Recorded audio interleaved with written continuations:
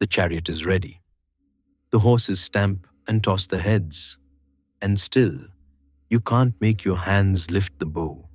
You've loosed arrows through storm and darkness, through laughter and grief. But this morning, between two oceans of family, your body forgets how to move. So, before you get comfortable, take a moment to like the video and subscribe, but only if you genuinely enjoy what I do here. And let me know in the comments where you're tuning in from and what time it is for you. It's always fascinating to see who's joining us from around the world. Now, dim the lights, maybe turn on a fan for that soft background hum, and let's ease into tonight's journey together. Kurukshetra is a sacred field, but right now it smells like a place where too many people have slept badly. You taste dust before the sun even rises. Fine grit in your teeth. It clings to the inside of your nostrils like it owns you. The air is cool for a moment, barely. That last mercy before the day turns hot and heavy. Somewhere behind you, key lamps sputter and send thin threads of smoke into the grey dawn. You stand on the chariot floor, sandals dusty, fingers tight around the longbow that once felt like part of your bones. Gandiva is warm from your grip, polished wood and wrapped leather. Usually, it steadies you. Today it feels like a mountain you're expected to carry politely. Ahead, the two armies spread across the plain like living walls. Elephants sway, bells chiming softly with each breath. Horses snort and foam at the mouth, and you hear the creak of harnesses, the clink of armor, the hush of men trying not to make fear too loud. It's the breathing that gets you, not shouting, not drums, not conches, breathing. Thousands upon thousands, pulling air in and out as if they're all sharing the same chest, like the whole earth is trying to calm itself. On your left, Krishna holds the reins with easy hands, dark hair tied back, yellow cloth tucked neatly, calm as a temple pond, which is unfair. You're the one who's supposed to be famous for control, for discipline, for perfect aim. And now your chariot won't move because you won't tell it where to go. A conch blows in the distance, long, rolling, confident. Another answers, then another. The sound doesn't just reach your ears, it presses into your ribs. Banners lift as the morning wind wakes up. You catch flashes of color, red cloth, gold embroidery, painted emblems that have been kissed by smoke from 100 campfires. Somewhere a priest murmurs mantras, voice low and stubborn, as if sacred syllables can stitch the world back together. You shift your feet on the wooden planks. The chariot floor is gritty. There's no soft carpet under you, no palace comfort. Congratulations, you're a prince.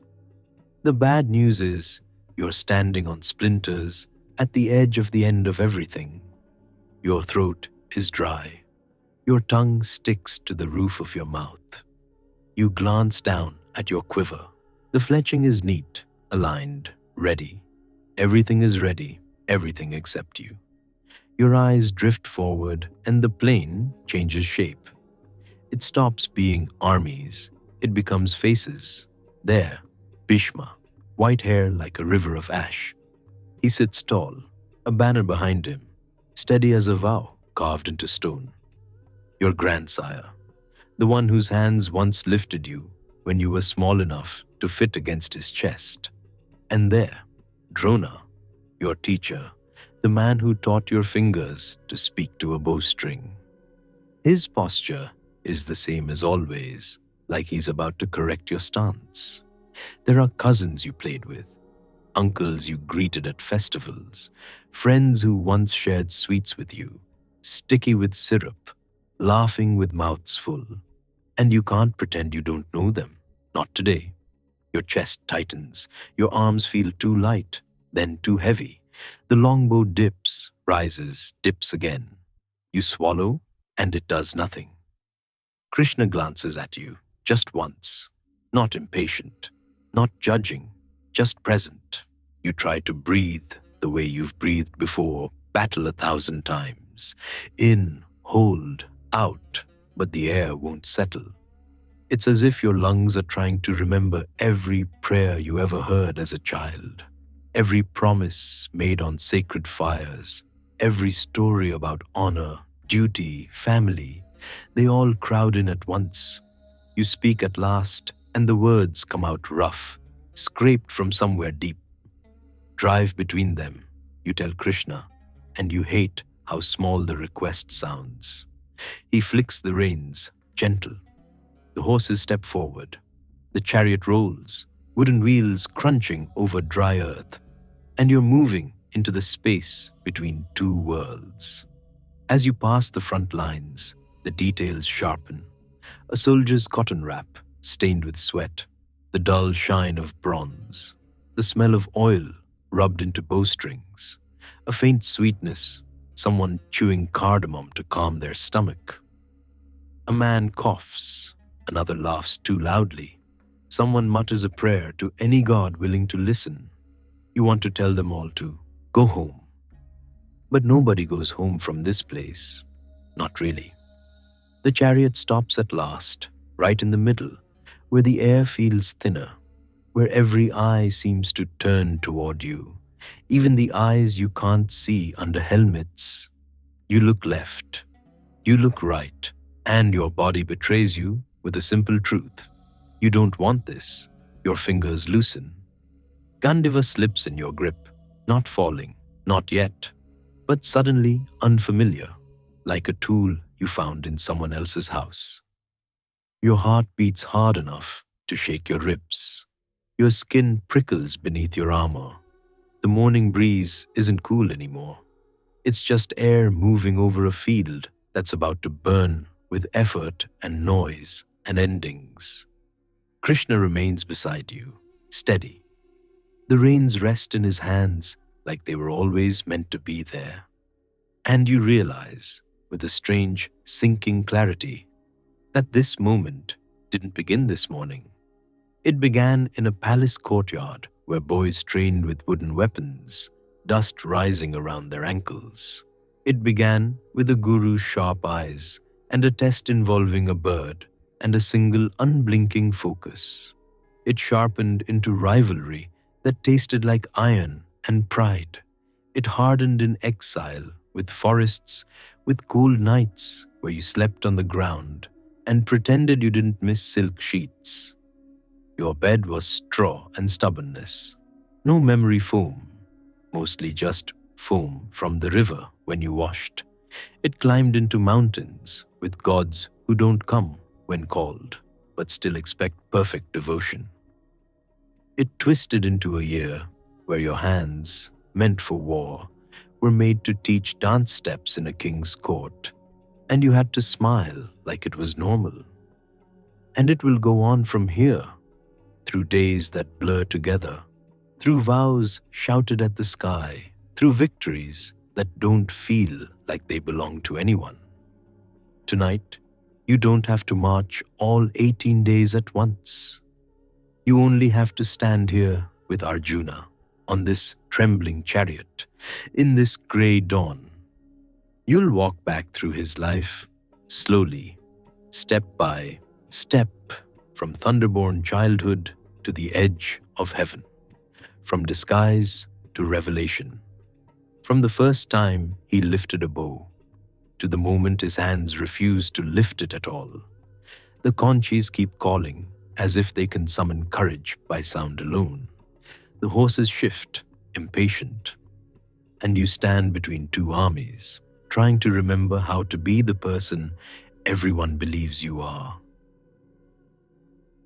But before the battlefield, before the doubt, there was a boy who couldn't miss.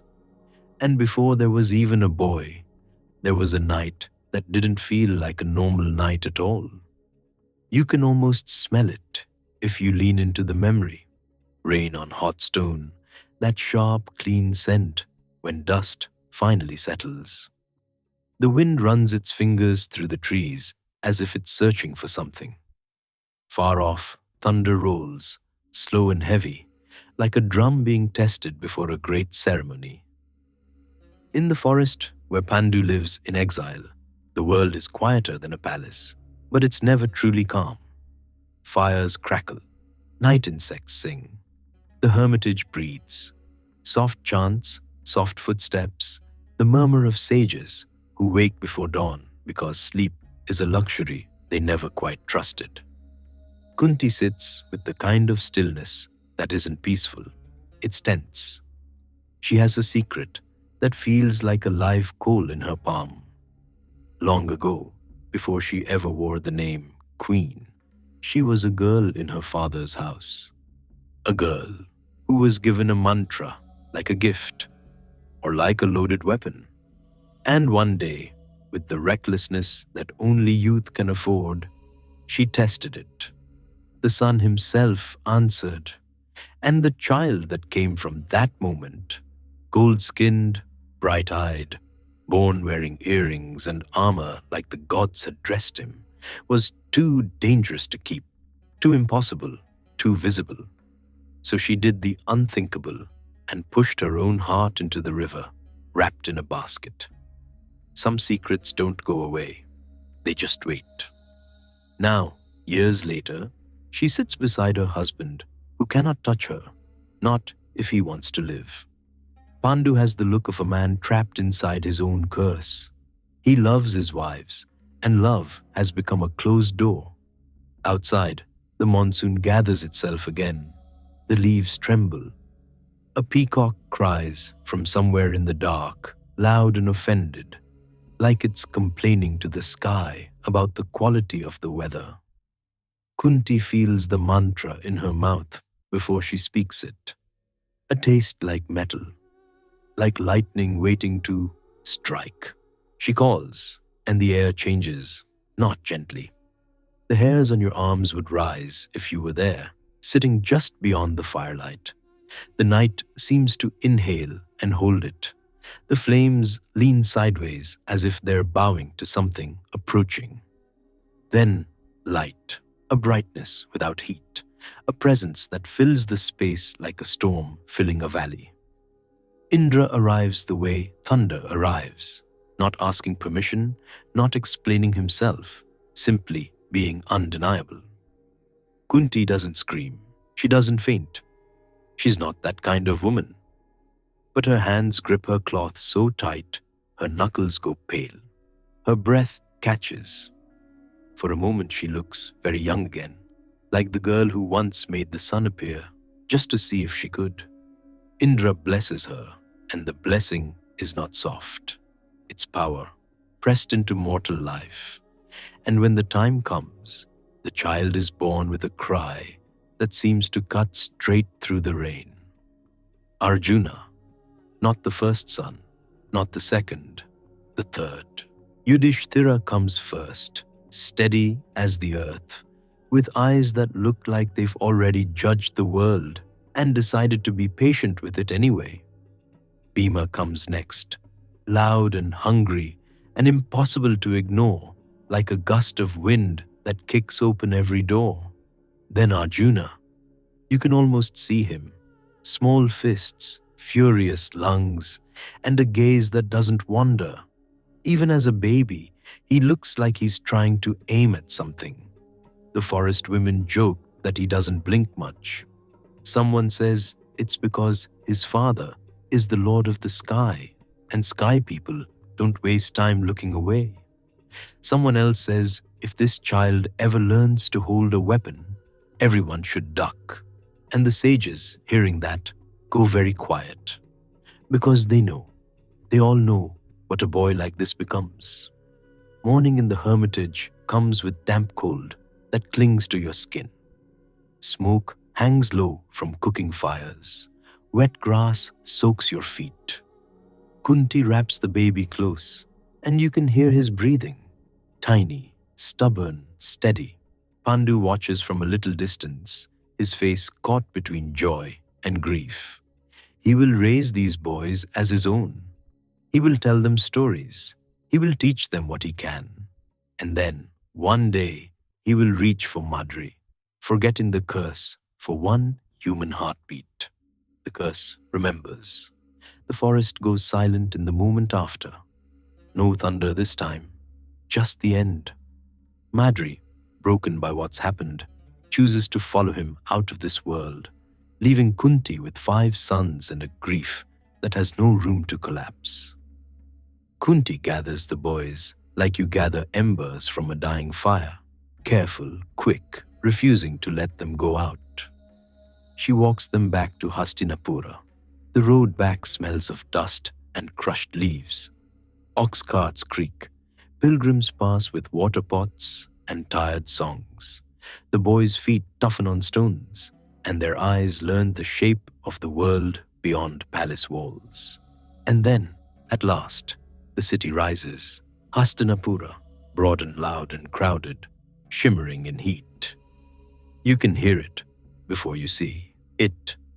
Temple bells, merchants shouting, cows lowing, the slap of wet cloth as women wash at the river.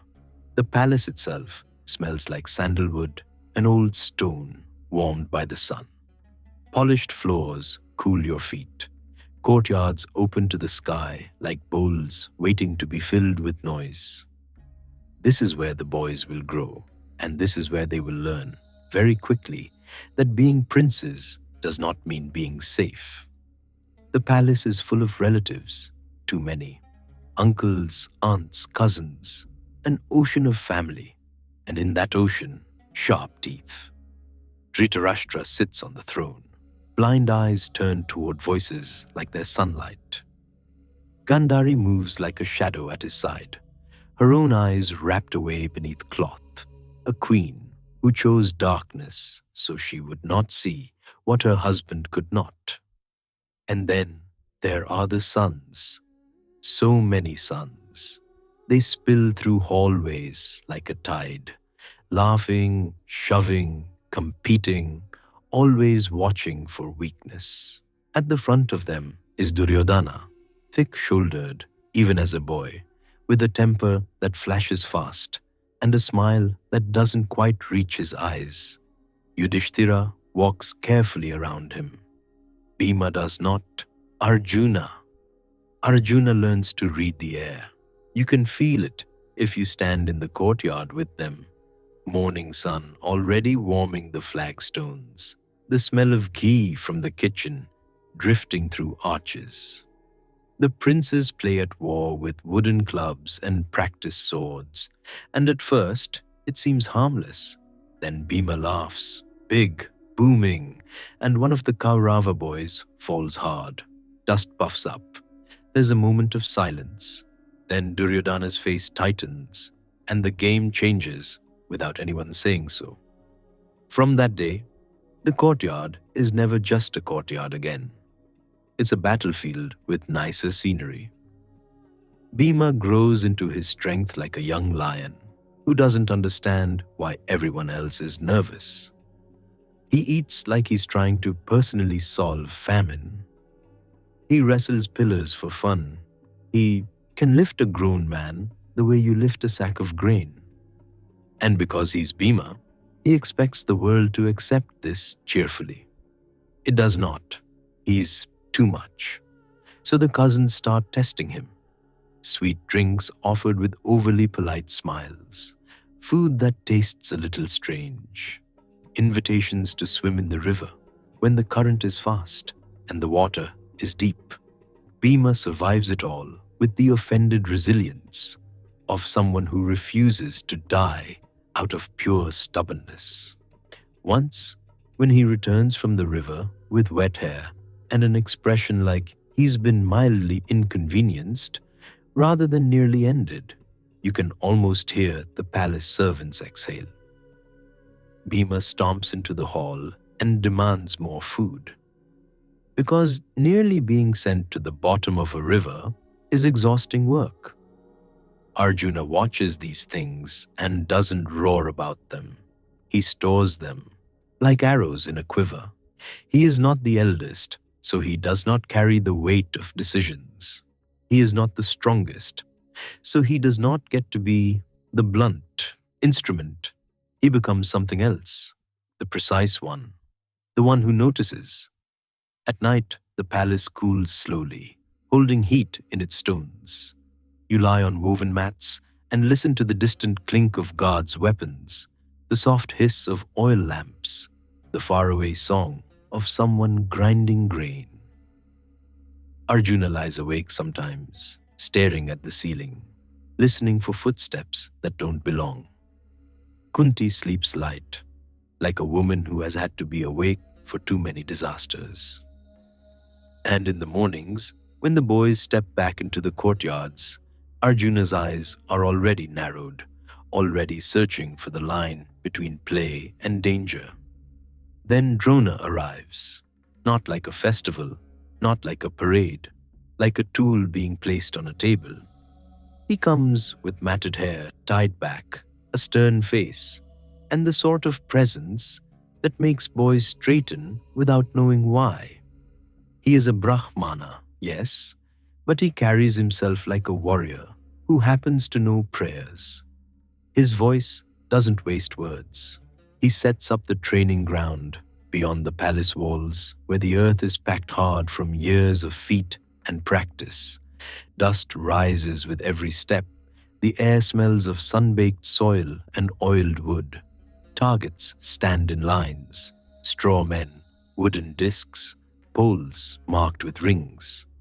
Drona looks at the princes the way a goldsmith looks at raw metal. He's not interested in who they think they are. He's interested in what they can become. The training begins with basics that feel insulting. How to stand, how to breathe, how to hold a longbow without letting your shoulders tense, how to string it without flinching.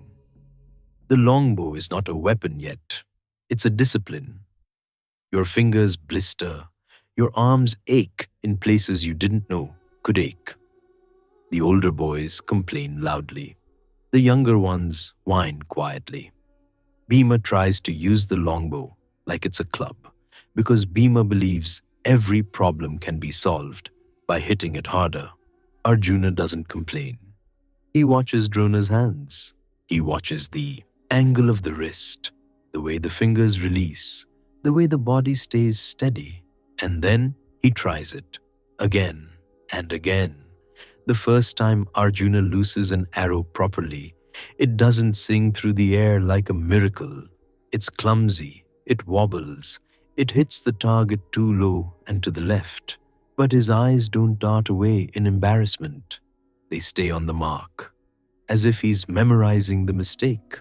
Drona notices that. A guru notices everything. Days stack into weeks, and the training ground becomes its own world. Morning light turns the dust gold. By noon, heat presses down like a hand on the back of your neck. The boys' skin shines with sweat, and their hair sticks to their foreheads. Water tastes like heaven when you get it. In the pauses, servants bring damp cloths, and the princes collapse in the shade like tired dogs. Bhima sprawls dramatically, muttering about starvation, even though he ate enough for 3 people at dawn. Nakula and Sahadeva, the twins, move with quiet grace, quick hands and calm faces, as if they were born already knowing how to behave. Yudhishthira tries hard at everything, but you can see his mind drifting toward rules, toward fairness, toward the invisible line that decides what's right.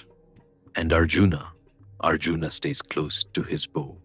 Sometimes he falls asleep with his fingers curved as if they're still holding the string. Drona begins to set tests, not for strength, for focus.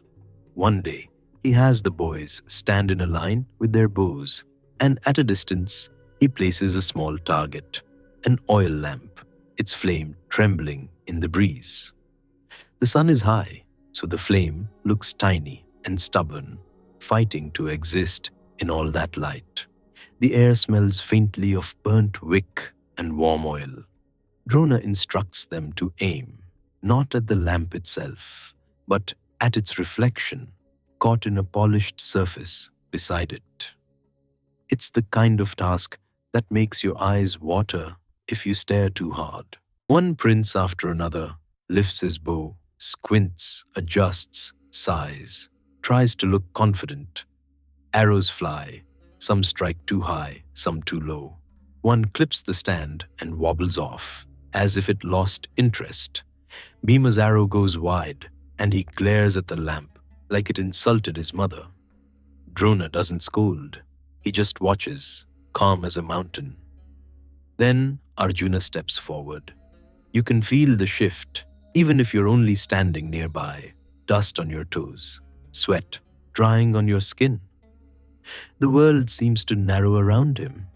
He breathes in, the longbow rises, his gaze fixes, not on the whole scene, not on the lamp, not on the stand, not on the watching crowd, just the point where the flame lives in reflection. He releases, the arrow snaps forward, and the lamp goes dark, just like that. Smoke curls up, thin and pale, smelling of extinguished oil.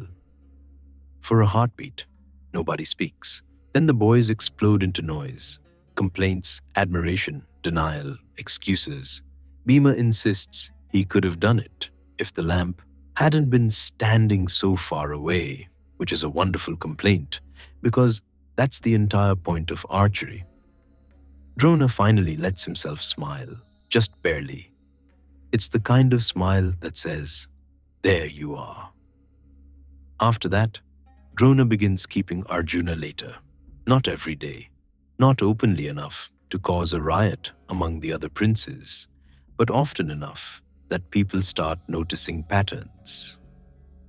When the sun lowers and shadows stretch long across the training ground, the air cools a little. Birds call from the trees. The smell of trampled grass rises, sharp and green, where the earth has been torn open. Drona stands behind Arjuna and corrects him with small touches. An elbow shifted, a shoulder lowered, a finger placed more gently. Arjuna doesn't flinch from the closeness. He listens with his whole body. Sometimes, when Arjuna finally leaves, carrying his longbow like it's part of his spine, you can see someone at the edge of the grounds. A boy, older than Arjuna by a little, standing, half in shadow, half in the last light. He isn't dressed like a prince. His clothes are good, clean, but simpler. Cloth that has been washed many times, sandals worn soft. He watches with a stillness that feels too heavy for a child. Karna.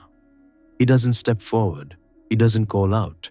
He just watches as if watching is its own kind of training. If you ever catch his eye, even for a moment, you feel it. Heat under the skin. Pride held so tightly, it becomes pain. Then he turns away, and he's gone, swallowed by the city's evening noise. Arjuna hears whispers about him sometimes. A charioteer's son who practices alone. A boy who can lift a longbow bigger than he should be able to lift. A boy who won't stop asking to be taught, who won't accept no as an answer. But in the palace, those whispers are treated like dust, brushed aside, ignored. Because the palace has its own chosen stars, and stars outside the palace walls are not supposed to shine. Training sharpens. Wooden practice bows become real ones. Blunted arrows become arrows with true weight. The first time Arjuna draws a proper bow, the string bites into his fingers, and the ache runs up his arm like a warning. He likes it. There's a moment, standing there, feet planted in the dirt, when he realizes, this is what my body is for. Not feasting, not lounging, not even ruling. This, aim, release, silence after. Drona begins teaching more than skill. He teaches restraint. He teaches timing. He teaches how to read an opponent's breath, the tiny shifts that come before movement. You can feel those lessons in the air, in the way the boys start to move differently, less like children, more like blades being honed. And still, the palace politics keep bleeding into everything. Duryodhana watches Arjuna too, not with admiration, but with calculation. Bhima and Duryodhana clash until servants learn to keep fragile things far away from them. More than once, someone has to replace a cracked pillar, ornament, because Bhima got annoyed and forgot that the palace isn't built to be wrestled. Yudhishthira tries to keep peace between brothers and cousins, which is like trying to hold water in your hands. The harder you grip, the faster it slips away. Arjuna stays in the middle of it all, quiet, watchful, not neutral, just contained. One afternoon, Drona announces a test that feels simple enough to be insulting. A wooden bird has been placed high in a tree at the edge of the grounds. It's painted bright, but sun and dust have dulled it. Its eye is a small, dark circle. The tree's leaves rustle in the hot breeze. Somewhere, real birds chatter as if they're laughing at this fake one. The princes line up with bows. Drona asks each one what he sees. Most answer like boys, eager to impress, listing branches, leaves, the sky, the trunk, the whole bird. Drona's face remains unreadable, but you can tell by the stillness in his posture that these answers are wrong. Then Arjuna steps forward. He lifts his bow, and the world narrows again. When Drona asks him what he sees, Arjuna gives the answer that is barely an answer at all. Only the eye. Drona orders him to shoot. The arrow flies and strikes the painted circle cleanly. A small sound, wood tapped by iron. The bird's head jerks, and it hangs crooked, defeated. A breeze moves through the leaves, and for a moment, even the heat seems to pause. Drona looks at Arjuna differently after that, not like a student, like a weapon that has finally revealed its true edge. From that day, Drona makes a promise, not shouted, not ceremonial, but firm enough that it settles into the boy's bones. Arjuna will become the greatest archer. If you're standing there, dust on your ankles, you feel the ripple this creates. The other princes feel it too. Some feel admiration, some feel jealousy, some feel the slow beginning of hatred. The kind that pretends it's just competition until one day it isn't pretending anymore. Bhima claps Arjuna hard on the back and nearly knocks him forward, proud as if Arjuna's aim is his own. Yudhishthira smiles, but there's worry behind it because he understands what promises do to families.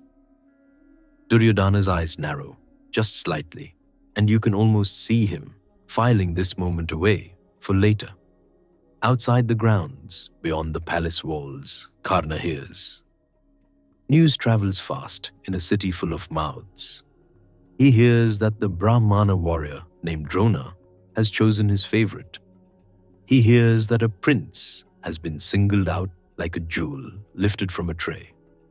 And somewhere, in a modest house, where chariot wheels are repaired and horses are brushed, Karna tightens his grip on his own longbow and draws until his fingers shake.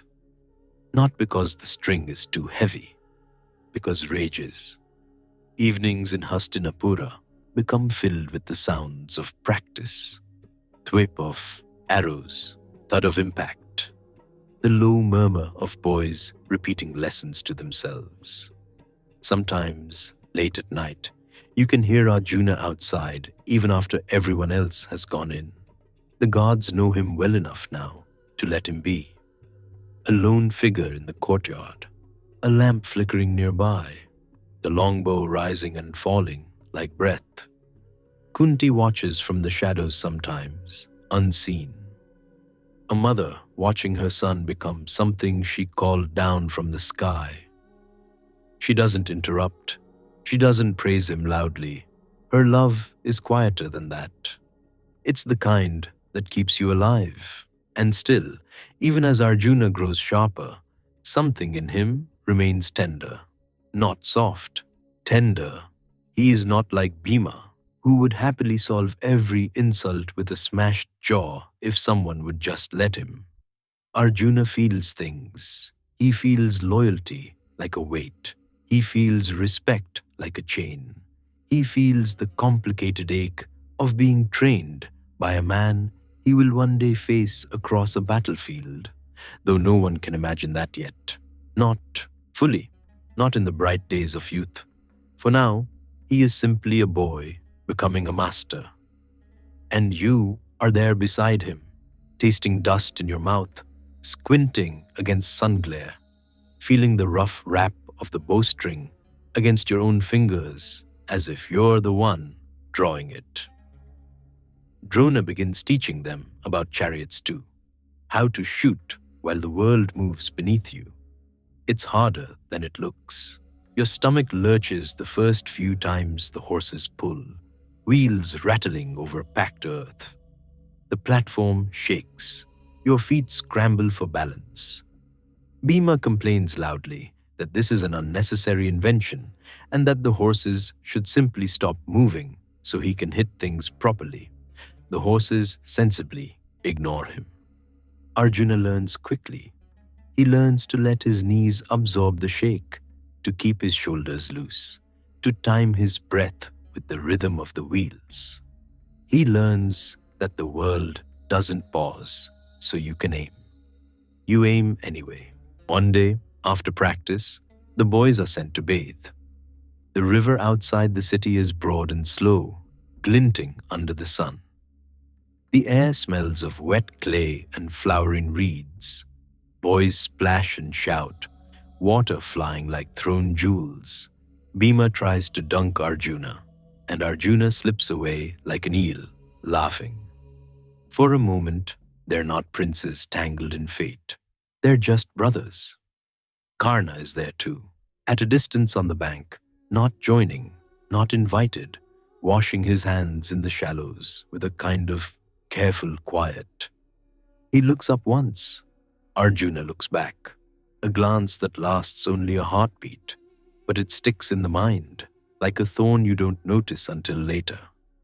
Then the moment passes, water keeps flowing, and the world keeps moving toward the thing none of them can yet name. As the months turn, the palace starts preparing for something grand, a public display, a tournament, a celebration of skill meant to prove to the kingdom that the next generation of Kurus is strong, glorious, worthy. Servants polish weapons until metal shines like water. Stands are built, flags are hung, oil lamps are stockpiled, and garlands of marigold and jasmine begin to appear, bright as sunrise against stone. The city buzzes with anticipation, and you can feel it in the air, like the moment before rain breaks, when everything is charged and waiting. Arjuna practices harder, not because he's afraid, because he can feel eyes on him.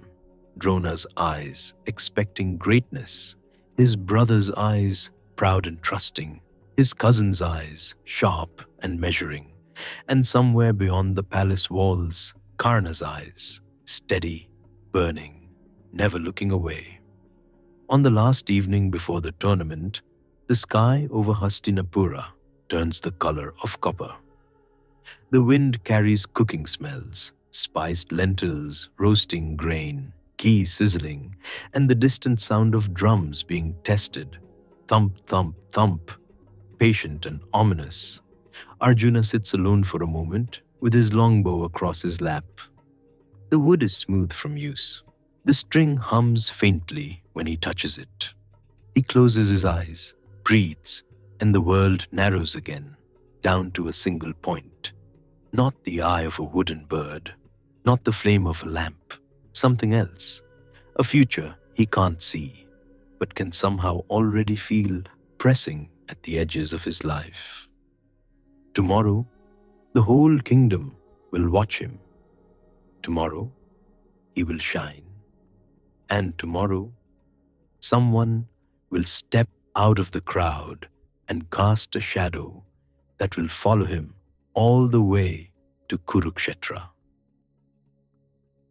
Years of training led to one afternoon, and that afternoon arrives with heat, not the gentle kind either, the kind that presses down on rooftops and turns stone steps warm under your feet, as if the city has been sitting too close to the sun. Hastinapura is awake early. You smell it as you move with the crowd. Oil lamps snuffed out in a hurry, fresh garlands shedding jasmine onto shoulders, sweat already blooming at the base of necks. Drums pulse from inside the arena, steady, proud, a heartbeat that belongs to the whole kingdom. The tournament grounds have been dressed like a bride. Banners snap overhead in bright reds and yellows. Polished spears catch the light and throw it into your eyes. Even the dust looks ceremonial, raked and tamped down as if it has been trained too.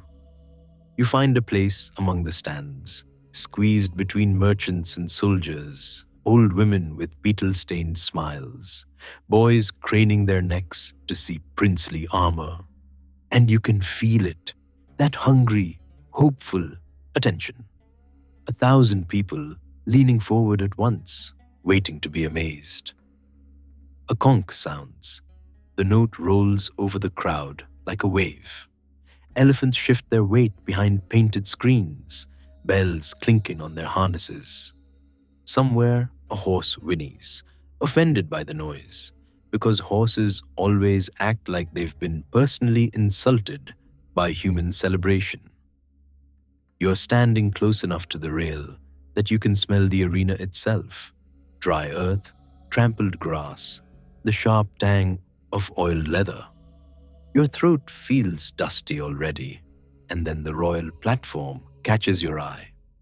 Dhritarashtra sits there, draped in white, face lifted as if he can see the sound of it all. Beside him, Gandhari is still as carved stone, her eyes covered, her hands folded in her lap. Bhishma sits like a mountain that decided to wear silk today. Drona is there too, calm and straight-backed, as if this is just another lesson, only with an entire kingdom as the classroom. The princes begin to enter, one by one. Armor flashing, anklets and armlets glinting, hair neatly bound, faces composed with the particular confidence of boys who have never truly been told no. The crowd greets each name with cheers, but the cheers change when Arjuna steps forward. It's not louder, exactly. It's sharper, like a blade pulled halfway from its sheath. You feel it in your ribs. Arjuna is not the tallest, not the broadest. He doesn't need to be.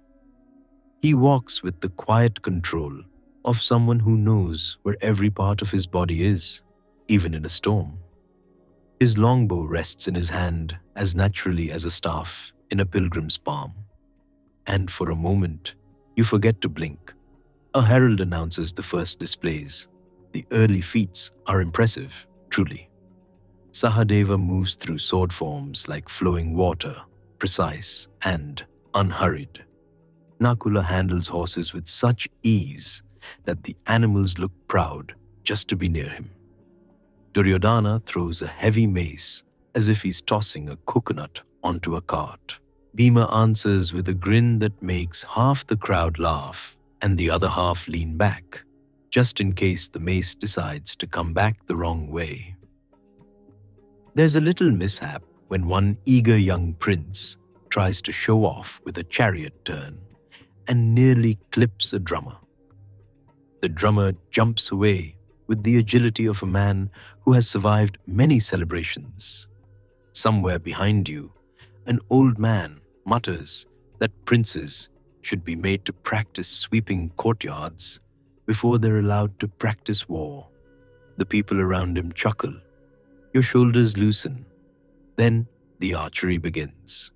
Targets are brought out, tall posts planted firmly in the ground, wooden birds mounted high, painted with glossy black eyes that stare down at the arena like they know a secret. The sun beats on the sand, heat shimmers over the field. You can hear the small sounds now, bracelets clicking, bowstrings humming as men test them, the soft hiss of arrows being drawn from quivers. Arjuna steps forward. He doesn't look up at the crowd. He looks at the target, and it's like the rest of the world has been politely dismissed. You're close enough to see the calm in his face. Not a smile, not a frown, just focus. His fingers settle on the string. The longbow bends. There's a moment of stillness so complete that even the birds above the stands seem to pause their gossip. The arrow flies. It strikes the wooden bird's eye cleanly. A cheer surges up, then another, then a wave of sound that slaps against the walls and comes back stronger. Arjuna doesn't bask in it. Another target is brought. This one spins, a small disc turning on a post, quick enough to blur. A prince tries first, loses too early, and the arrow skitters into the sand. The crowd makes sympathetic noises, which is the polite way of saying, "Oh, that was unfortunate." Arjuna raises his bow. He waits. He waits until the disc turns just so, until the light catches it, and for the smallest instant, it looks like a still coin. He releases. The arrow lands true. A second arrow follows, then a third, each one striking with the same effortless certainty. You can feel the air changing. The arena is hotter, but you're cooler inside because you're watching something clean and perfect. Even the dust seems to settle to watch him. Drona's face doesn't change much, but you can see it in his eyes, that sharp teacher's satisfaction, the kind that says, "Yes, this is why I did all those early mornings, all those bruised fingers, all those lectures about stance and breath and patience." Bhishma tilts his head slightly, listening to the crowd like a man measuring the weight of praise. On the royal platform, Kunti sits among the women. Her hands are clasped tight, as if she's holding her own heart steady. You can almost imagine what she feels. Pride, yes, but also a mother's old fear that the world praises a son only because it wants to use him. More feats come. Arjuna hits targets while riding, the horse's hooves drumming the earth in a rhythm that would throw most men off. He shoots while turning, while kneeling, while standing on a moving chariot. At one point, a target is raised so high that the princes squint into the sun, and someone in the crowd makes a joke about needing Indra's eyes to see it. Arjuna doesn't squint. He simply lifts his bow. The arrow rises and finds its mark. The cheer that follows has a different taste now. It isn't just delight, it's relief. Hastinapura loves a prodigy. A prodigy makes the people feel protected, as if skill alone can hold the walls firm. You're standing there, dusty and warm, and you can't help thinking, this is what it feels like when a kingdom believes in someone. And then the air changes again, not from heat, from attention, a stir at the edge of the arena, a ripple through the guards, a pause in the drumming, as if even the musicians are trying to hear what's happening. You turn, your head with everyone else. A stranger walks in, not dressed like a stranger exactly. His armor is good, his posture is better, but he carries himself with the particular steadiness of a man who has been told he doesn't belong in a place like this, and has come anyway. Karna. You may not know his name yet, but you feel him. He moves forward, eyes fixed on the field, not the stands, not the royal platform. He walks like someone who has already rehearsed this moment 1,000 times in his mind. His skin gleams with sweat and oil. His earrings catch the light. His bow, when you notice it, looks well used, not ceremonial. This is not a man who borrowed weapons for a performance. This is a man who lives with them. The crowd begins to murmur. Questions pass like quick insects from mouth to mouth. Who is he? Why is he here? The herald hesitates. Guards glance up at the royal platform. Drona's gaze sharpens. Bhishma's face stays still, but the space around him feels colder. Karna reaches the center of the arena. He salutes the elders with the correct respect, the kind you give when you know the rules, even if the rules were never kind to you. Then he looks toward Arjuna, not with a grin, not with open challenge, with a steady, level stare that says, I saw what you did. I can do it too. And suddenly, for the first time all day, Arjuna looks like he's noticed the crowd again. Not because he wants their praise, because he can feel what they feel. A shift, a question, a possibility. Karna takes a bow and demonstrates. He lifts his weapon and hits the same kinds of targets, one after another. A spinning disc, a raised post, a distant mark that makes men whistle. He doesn't miss. The sound in the arena becomes complicated now. Excitement braided with unease. It's one thing to watch a prince do the impossible. It's another thing entirely to watch a stranger do it too. It makes the ground feel less solid, because if greatness can walk in from outside the gates, then what else can? Arjuna is still. His jaw tightens for a moment, then relaxes. He lifts his longbow again. He answers. If Karna strikes, Arjuna strikes. If Karna makes a difficult shot look easy, Arjuna makes it look like breathing. The two of them are not speaking. They don't need to. The arrows speak, the bowstrings answer. The crowd can barely keep up with the rhythm of it. Gasps, cheers, stunned laughter. A boy near you tugs his father's sleeve and asks how many arrows a man can carry. The father says something wise-sounding about limitless skill. The boy looks unconvinced and begins counting quivers like a merchant counts coin. Down below, dust rises in soft clouds around the archer's feet. Sunlight flashes on metal. The targets tremble with each clean strike. And you can feel it building, not just rivalry, recognition, two forces noticing each other, two storms touching edges. Then someone, Creeper, the elder, warrior, the one who guards proper order like a temple guard, guards a sanctum, steps forward.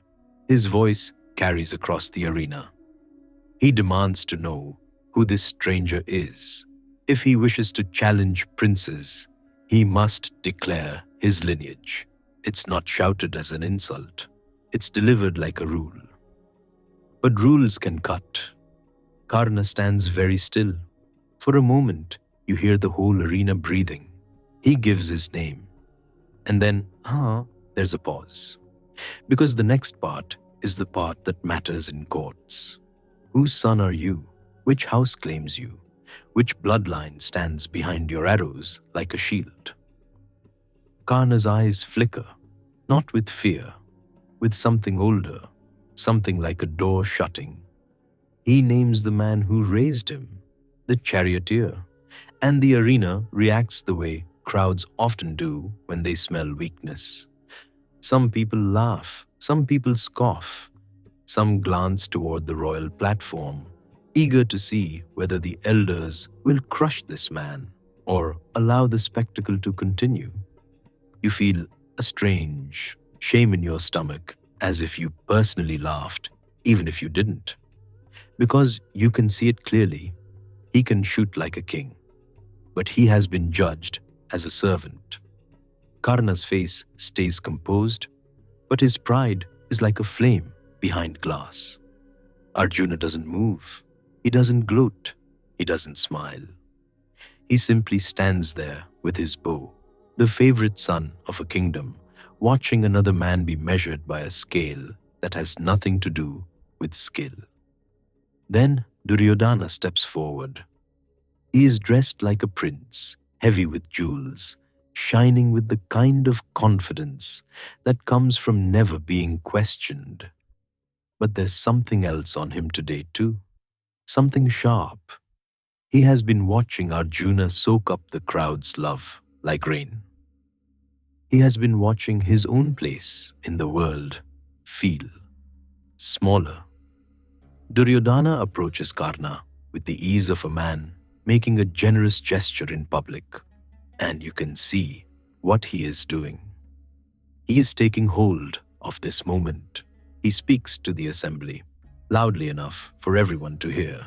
He declares that if lineage is the obstacle, then he will erase the obstacle. He offers Karna a kingdom, Anga, a crown, a seat among kings. It happens fast, so fast you almost miss the way the elders stiffen. Servants bring water and sacred threads. A small ritual is performed right there on the hot sand, with sweat and dust as witnesses. Karna's forehead is marked. A crown is placed. The crowd roars again, because crowds love drama as much as they love skill. And there's a strange comedy to it too, if you're listening closely.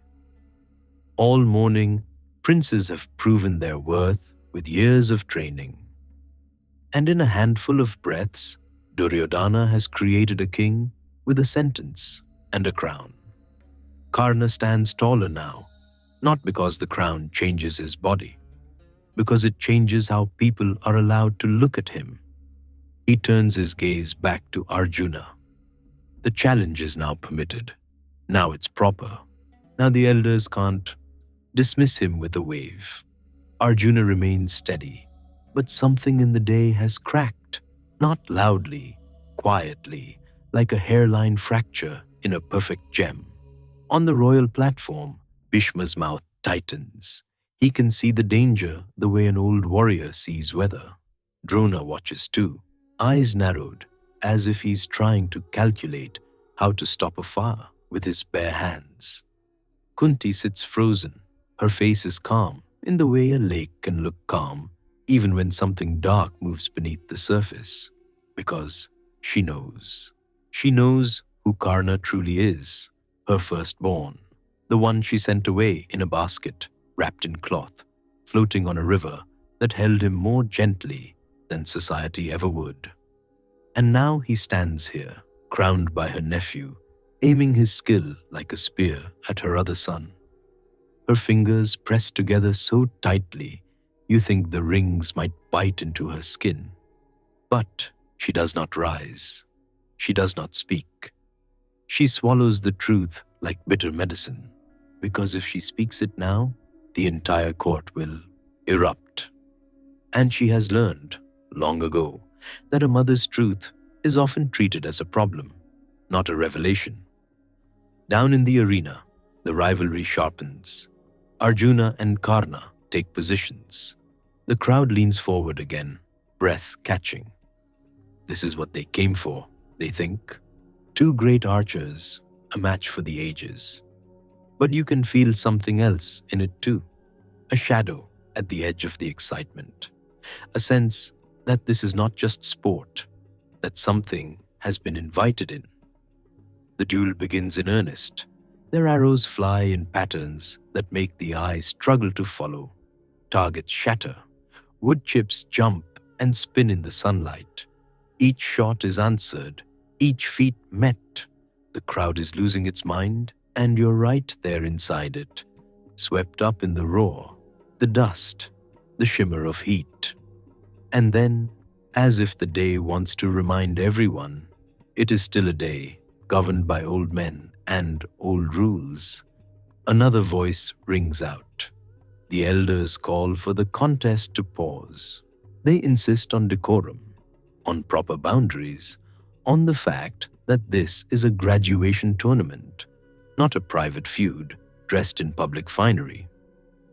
The air thickens with disappointment. People groan. Some shout for the duel to continue.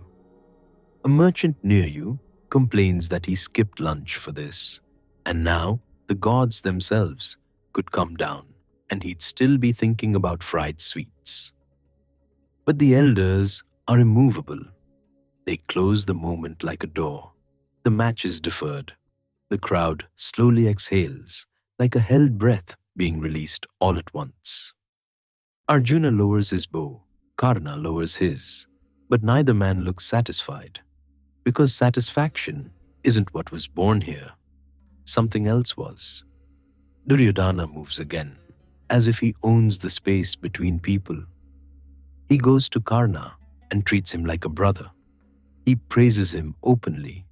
He offers friendship with the warm intensity of a man who has just found the sharpest weapon in the room and wants to make sure it points where he chooses.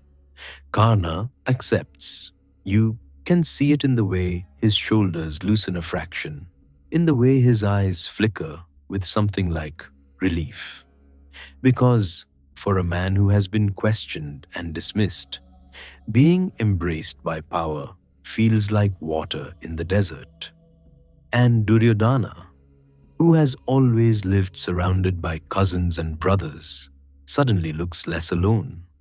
Two lonely kinds of pride recognize each other, not with tenderness, with need. The tournament continues after that, but the air is different. Other princes demonstrate, other feats are cheered, but it's like someone has struck a gong and the sound keeps vibrating beneath everything else. Arjuna performs again, clean, perfect, praised. He receives garlands, he receives blessings, he receives the kind of admiration that can feel like armor. Yet you notice something. When the cheers rise now, they carry a faint edge, because the crowd has seen that Arjuna can be matched, that his greatness has an equal somewhere, and greatness, once it has an equal, is no longer a single star. It becomes a sky with two bright points, and people start measuring the distance between them. On the royal platform, Dhritarashtra asks questions, eager for every detail, even though he cannot see the field. Sanjaya leans close to describe it. Gandhari remains still. Bhishma's gaze stays fixed ahead.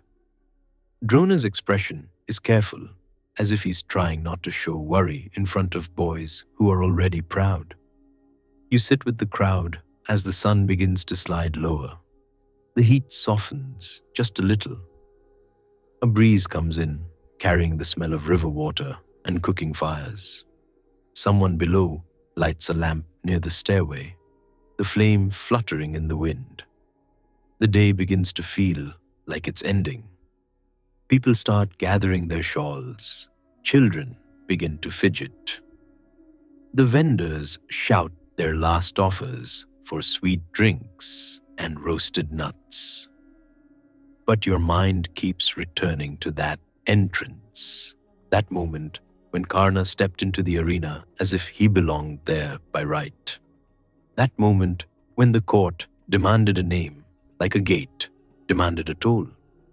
That moment when Duryodhana crowned him and the entire kingdom helped by cheering. You can feel the weight of it settling into memory, like dust settling into the grooves of stone. Arjuna leaves the arena surrounded by brothers and well-wishers. People reach out as if to touch his sleeve for luck. Someone calls him the pride of the Bharatas. Someone calls him Drona's masterpiece. He receives it all with his usual discipline, but you catch a glimpse, just once, of his eyes turning back toward the field, not searching for praise, searching for that other presence. Karna. Karna leaves too, but not surrounded by childhood friends and family. He leaves with Duryodhana at his side, with new attendants, with a crown that is still unfamiliar on his head, with his pride held high like a banner. And somewhere deep inside him, a wound that has not been soothed at all, because he was given a kingdom today. But he was also reminded, publicly, that without someone like Duryodhana, they would have turned him away. Even kings can remember that kind of humiliation, especially kings. Evening settles over Hastinapura. The sky turns soft purple, then deepens toward indigo. Oil lamps bloom along the streets like fireflies caught in glass. The air smells of ghee and incense, of crushed marigolds underfoot, of sweat washed off in hurried baths. You walk out with the crowd, hearing the excited retellings tumble from mouth to mouth. Everyone arguing about who was better, who was sharper, who deserved what. People love choosing sides. It makes them feel involved in greatness. Inside the palace, servants hurry through corridors with trays of food, with water, with fresh cloth. Musicians play in courtyards, trying to keep the mood festive. But behind the celebration, the palace has its quieter corners. Kunti sits alone for a moment, long after the noise has drifted away. A lamp burns beside her, flame steady, casting a small circle of light. Her face is calm, but her eyes look far away. She holds her hands together, as if in prayer. But you can sense she isn't praying for victory. She's praying for time, because time is the one thing that can soften sharp edges. And sharp edges were made today. Arjuna sits somewhere too, away from the feast. He loosens the bindings on his forearm. His fingers ache in that pleasant way that says you did well. He should feel satisfied. He should feel safe. Yet something in him feels restless, as if the ground beneath his life has shifted slightly. He thinks of Karna's arrows, their certainty, their speed. He thinks of the look in Karna's eyes, steady, burning, unblinking, and Arjuna, who has always been trained to narrow the world to a single point, finds his mind doing something new. It widens just enough to let in a shadow. In another part of the palace, Duryodhana eats and laughs with his brothers. But his laughter is different tonight. There's a brightness in it, sharp as a newly honed blade. He has found a friend who does not look at him like the blind king's son. He's found a friend who owes the Pandavas nothing from childhood. He's found an ally who can stand opposite Arjuna and not lower his eyes. Karna sits beside him, newly crowned, newly claimed. He eats the food placed before him, like a man who has known hunger. Not hunger for bread, hunger for recognition, hunger for a place that cannot be taken away with a sneer. Duryodhana gives him that place, and Karna, who has waited his whole life to be seen, takes it with both hands. Night deepens. The sounds of celebration soften into distant music, then into silence, broken only by the occasional laugh. A breeze slides through the palace gardens, stirring jasmine and neem leaves. Somewhere, a dog barks once and then goes quiet. The city sleeps.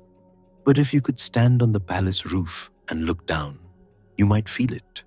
Two currents running beneath the calm. Two future paths laid side by side like roads that will one day lead to the same field. For now, though, everything still looks fine. A successful tournament, a kingdom proud of its princes, a teacher honored, a hero celebrated, and a stranger turned into a king. Only the dust of the arena remembers how the air changed when Karna walked in. Only the bowstrings remember the way the day trembled. Only the night, cool and quiet, holds the first whisper of what's coming. And you, still warm with the sun of that afternoon, can almost feel it too. The rivalry, newly born. The resentment, settling in. The smallest crack in a perfect life. Not yet a break, just enough. Just enough for the future to begin leaking through. Exile taught the Pandavas many things. It taught Arjuna to climb, not the polite kind of climbing either, not the walk up a hill at sunrise and feel inspired kind. This is the kind where your lungs start arguing with you, where your fingers go numb around prayer beads, where the wind has teeth. And it begins after too many humiliations have piled up in his chest, heavy as wet cloth. A palace that tried to burn them alive. Years where royal sons slept on grass. A dice hole where the floor itself seemed to laugh. None of that can be solved with a bow. So one morning, while the forest still smells of last night's cooking fire, smoke, rice, a little ghee, Arjuna steps away from the hermitage like a man walking out of his own life. You're right there beside him. You feel the earth underfoot at first, soft with fallen leaves. You hear birds scolding each other in the branches as if they've appointed themselves guardians of peace. And you can almost pretend this is just another hunting path. Then the trees thin, the ground turns stony, and the world starts tilting upward. Arjuna leaves behind the easy green of exile. He heads for the hard white silence of the Himalayas, because somewhere in those heights, power waits, not the bragging kind, the kind that makes even great warriors go quiet. He doesn't travel like a prince. He travels like a man with one thought shaved clean and sharp, bark cloth, matted hair, a small water pot that knocks against his hip as he walks. And the funny thing is, if you pass him on the road, you might not even know, not until you see his hands. Those hands still remember the bow. Even when they're empty, they hold the air as if it's a weapon. Days pass, the heat fades, the air dries out until it feels like it's been strained through cloth. Dust coats his ankles, then gives way to gravel, then to cold stone that bites through the soles. At night, he sleeps under skies so clear they look newly made. Stars spread across the black like spilled salt. And the wind keeps moving, always moving, tugging at his thin cloth as if trying to remind him. You don't belong up here. You lie awake with him sometimes, listening to that wind. It doesn't howl, it whispers, it pokes at your thoughts like a stick in embers. Down below, kingdoms argue over dice and pride. Up here, none of that can follow you. Up here, the only thing that matters is whether your next breath comes easily. It doesn't. Arjuna begins his austerities where the mountains stop, pretending to be friendly. There are places in the Himalayas that feel like the world's edge. No village smoke, no cowbells, no children shouting, only rock and ice, and the occasional eagle cutting across the sky like a dark blade. He finds a clearing that isn't really a clearing, just a break between boulders. A thin stream threads through it, half water, half melted snow. He sits, still. The first day is almost peaceful. Your body thinks, fine, we can do this. By the third day, the body starts bargaining. By the seventh, it starts throwing insults. Hunger makes even a heroic stomach act like a dramatic poet. Thirst turns a trickle of water into a shining jewel you're not allowed to touch yet.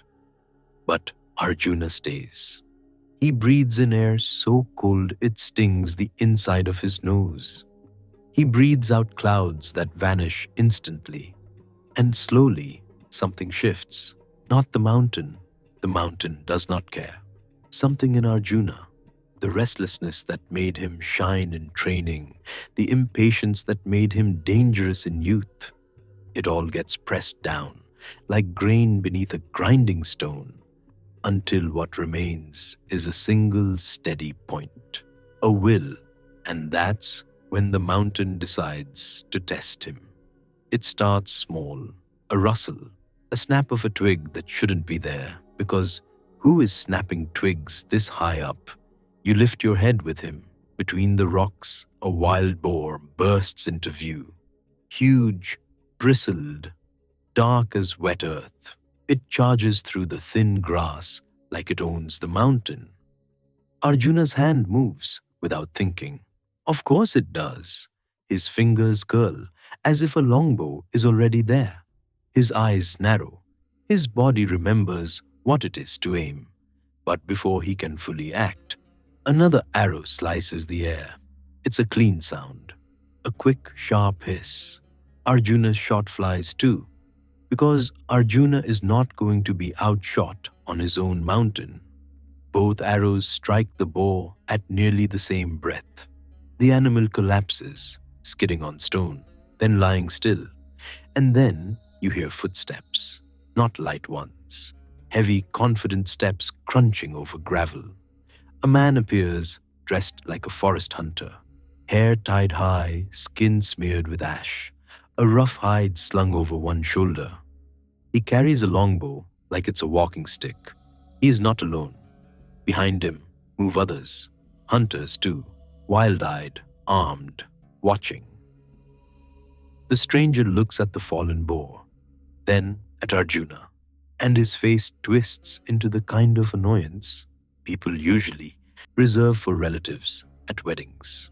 He makes it very clear, without any delicate softness, that the boar was his. Arjuna, already raw from cold and fasting, does not respond like a man trying to keep the peace. He responds like Arjuna. He insists the boar is his. And just like that, the Himalayas, those quiet, holy mountains, get a front row seat to an argument that is deeply, absurdly human. Two grown men, both claiming the same boar, both ready to turn it into a matter of honor. You can almost feel the mountain sigh. The hunter steps closer. Arjuna steps forward too. The air between them tightens. If you've ever felt a storm coming, before the rain, before the lightning, this is that feeling. The hair on your arms wants to rise. Arjuna takes up his bow. The hunter does the same. And then it's over. Not in one strike, not in a flash, but in a hard, grinding contest that makes the cold seem irrelevant. Arrows fly. They thud into rock. They snap branches. They cut the air into ribbons. Arjuna shoots like the man he has always been, precise, relentless, furious that anyone dared meet him here. The hunter answers every shot with another. Not sloppy, not lucky, perfect. Arjuna's quiver runs thin. His breath comes harsh. His fingers, stiff from cold, start to ache. And still, the hunter does not yield. When arrows fail, they close. Bow against bow. Then, hand against hand. The hunter's grip is like iron wrapped in skin. Arjuna tries to break it, twist it, throw him. The hunter doesn't move. It's like wrestling a mountain that learned to smile. You taste frost on your lips as you watch, and your heart starts doing that uneasy thing.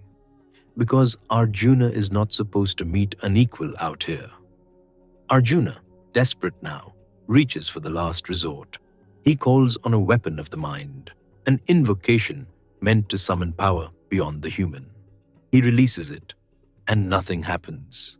The air stays air, the sky stays sky. The hunter laughs, just once, low and unimpressed, and suddenly the world tilts.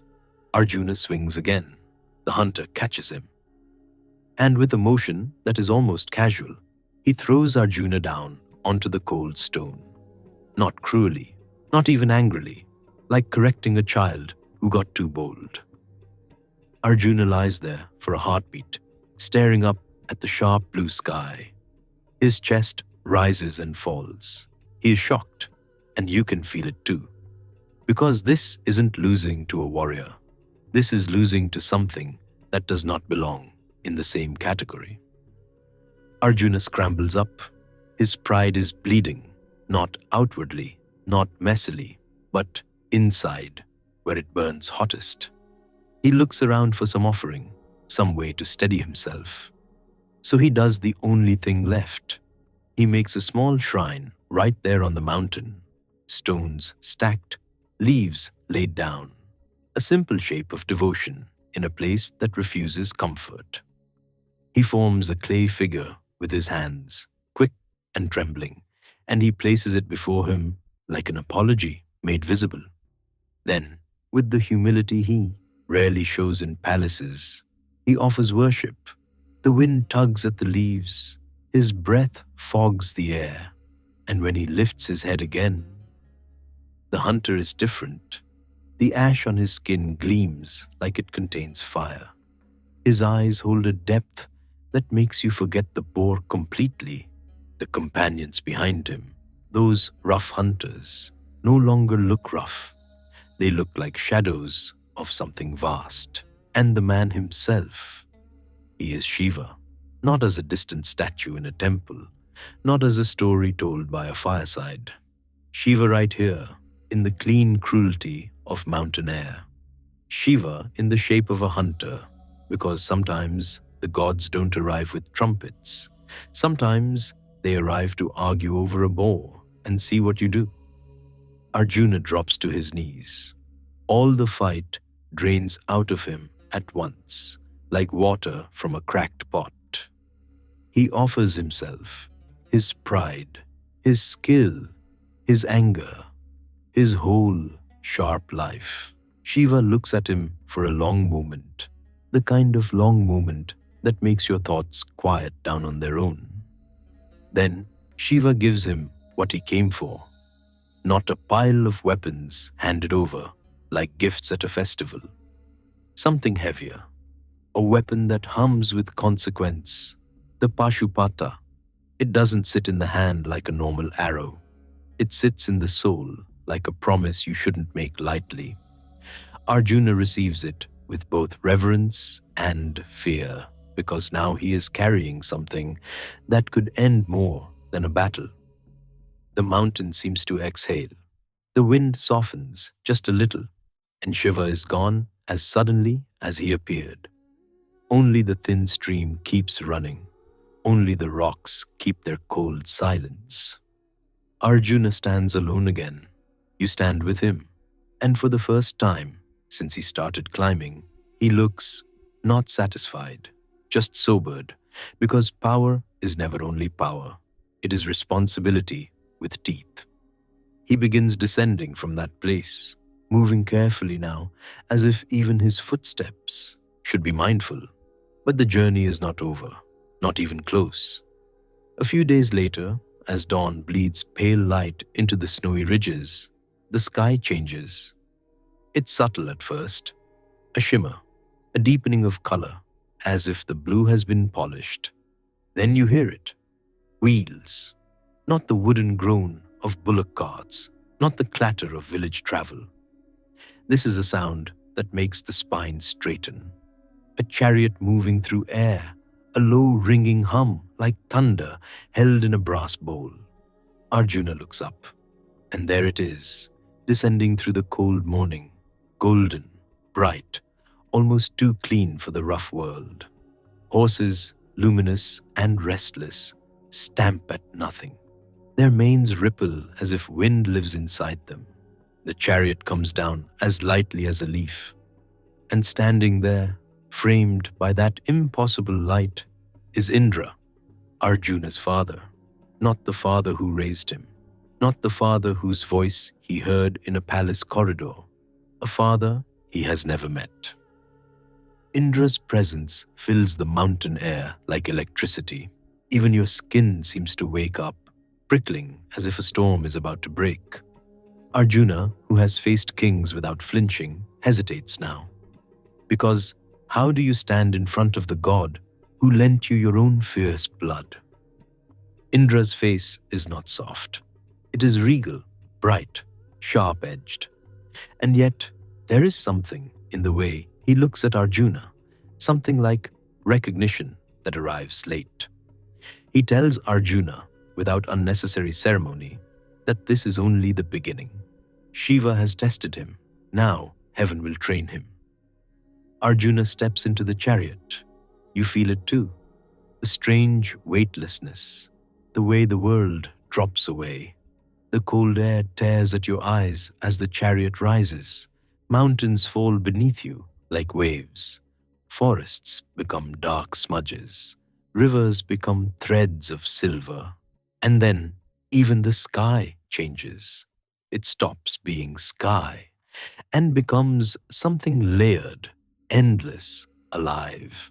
Clouds drift below like sleeping animals. Light gathers in strange places as if the sun has more than one home.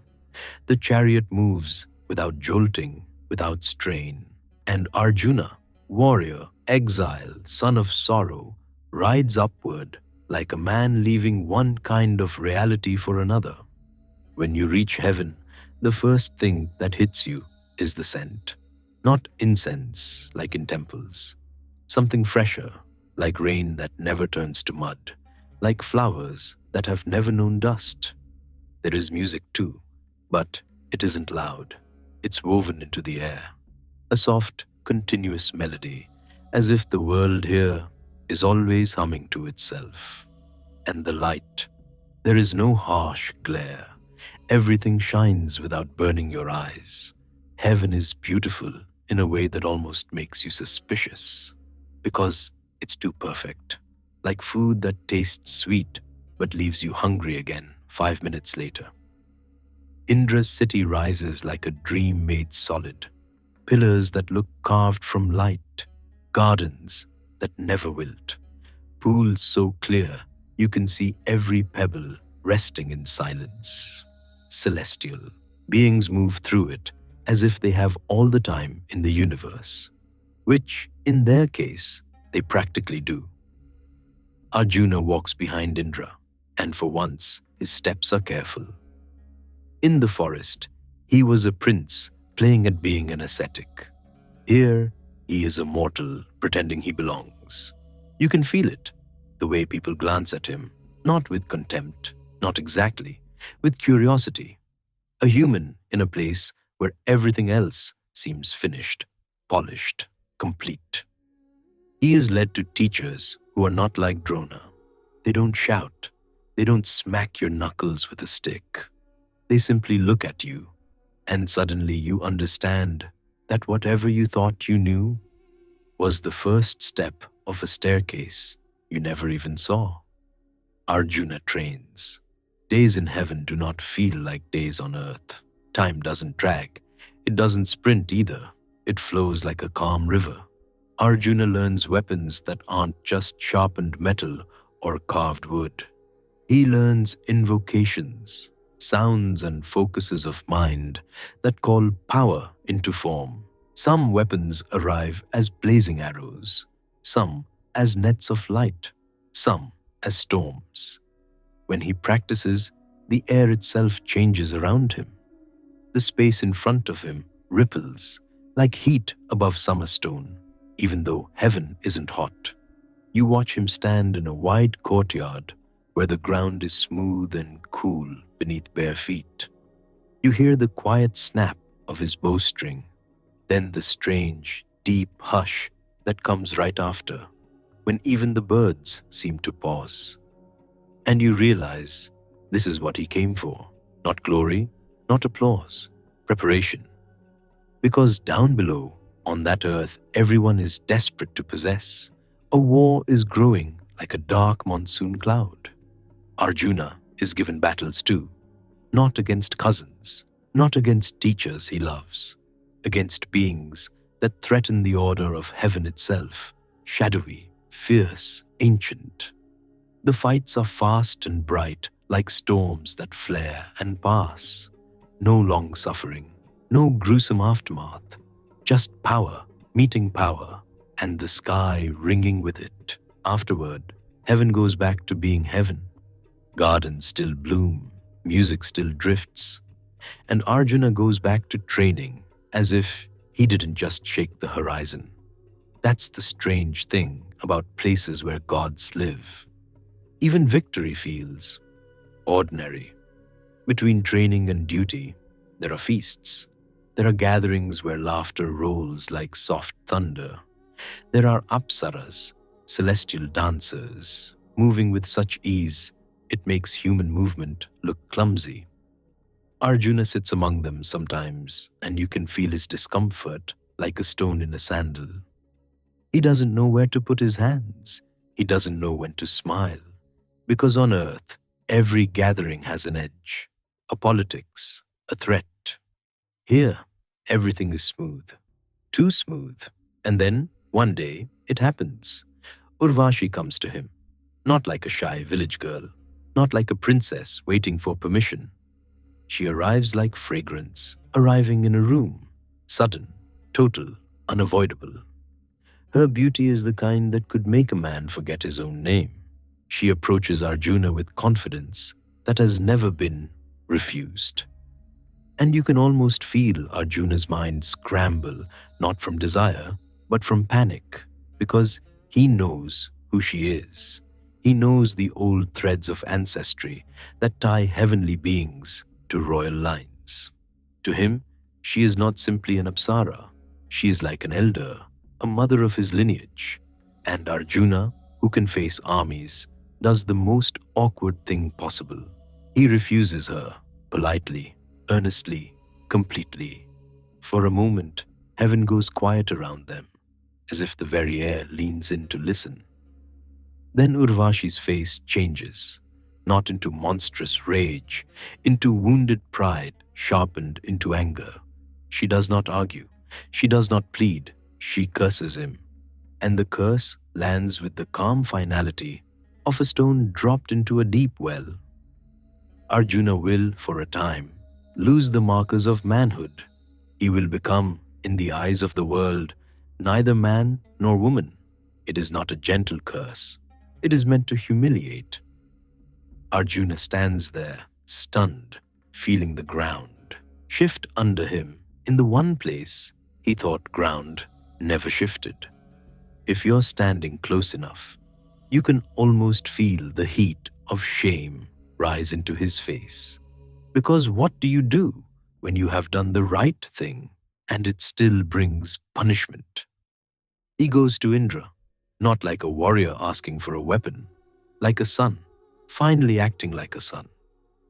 Indra listens, and the king of gods, storm lord, ruler, the one whose chariot crackles with power, does something unexpectedly practical.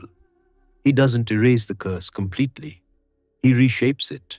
He tells Arjuna the curse will last 1 year only, and more than that, Arjuna will be able to choose when it happens. A punishment turned into a tool. Heaven can be like that. Even its humiliations come with fine timing. Arjuna bows his head. He accepts it. What else is there to do? And yet, something inside him goes quiet and lonely, because now he has received everything he came for: divine weapons, celestial training, a father's acknowledgement, and he has also received proof that even heaven can misunderstand him. 5 years pass like that. 5 years of learning. 5 years of becoming sharper and stranger. Arjuna becomes so skilled that even the celestials begin to speak of him with that careful tone reserved for dangerous things. But at night, if night can be said to exist there, Arjuna sometimes stands alone. He looks down toward the world he came from. Earth is not visible like a map. It's more like a feeling, a pull, a heaviness, a place where people sweat and age and misunderstand each other, and still somehow love each other anyway. He misses it, not because it was kind to him, because it was real. You can feel that longing in him when the music in heaven grows too sweet, when the laughter sounds like it has never been broken by grief, when everything is always clean. On earth, even joy has dust on it, and dust, strangely, can feel like home. When the time comes, Indra sends him back, not with fanfare, with purpose. Arjuna gathers what he has earned, not in bundles you can see, but in knowledge that sits behind the eyes. He steps into the chariot again. The horses stamp, the air hums, and as heaven recedes, Arjuna feels the weight of returning. Because he is not returning as the young prince who dazzled at a tournament. He is returning as something forged, a man carrying weapons that could shake the world, a man carrying a curse that will, in time, become a disguise, a man who has tasted heaven and found it not quite large enough to hold his heart. The wind thickens as he descends. Clouds gather around him like damp wool. The smell of earth rises. Mud, leaves, smoke from faraway cooking fires. It hits you suddenly, that scent, and it's almost shocking after heaven's clean sweetness. Arjuna breathes it in like a thirsty man finding water. By the time his feet touch the ground again, the forest feels louder. Birds call out with messy urgency. Insects buzz with stubborn life. Nothing here is polished. Everything here is trying. And somewhere not far away, his brothers are waiting. Men shaped by exile in a different way. The war is still ahead, still stalking them like a shadow.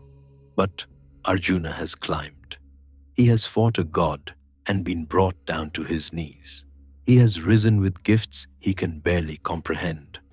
And tucked inside him now is that strange, bittersweet thing, Urvashi's curse, waiting quietly for the 1 year when it will become necessary. Not yet. That comes in time. For now, he walks back into the green world of exile, and the leaves brush his shoulders, and the air is warm enough to feel like mercy. The smell of the forest changes before you even see the first fields. Leaf musk gives way to cow dung smoke, crushed grain, the sharp bite of mustard oil. The air feels busier, human. The gods gave him weapons. Now he had to earn the right to use them by putting them down. 13 years is a long promise to hold in your mouth without biting it. 12 in exile, 1 hidden, and that last year is the dangerous one, not because of hunger or cold, because of a single careless moment, a single familiar face, a single voice saying a name out loud. So the 5 brothers and Draupadi move like shadows on the edge of the world. You're with them as they step out of the deep green and into the kingdom of Matsya. Sunlight lies on the road like a warm cloth. Dust rises around ankles. Somewhere ahead, you hear carts creaking and a temple bell that won't stop ringing.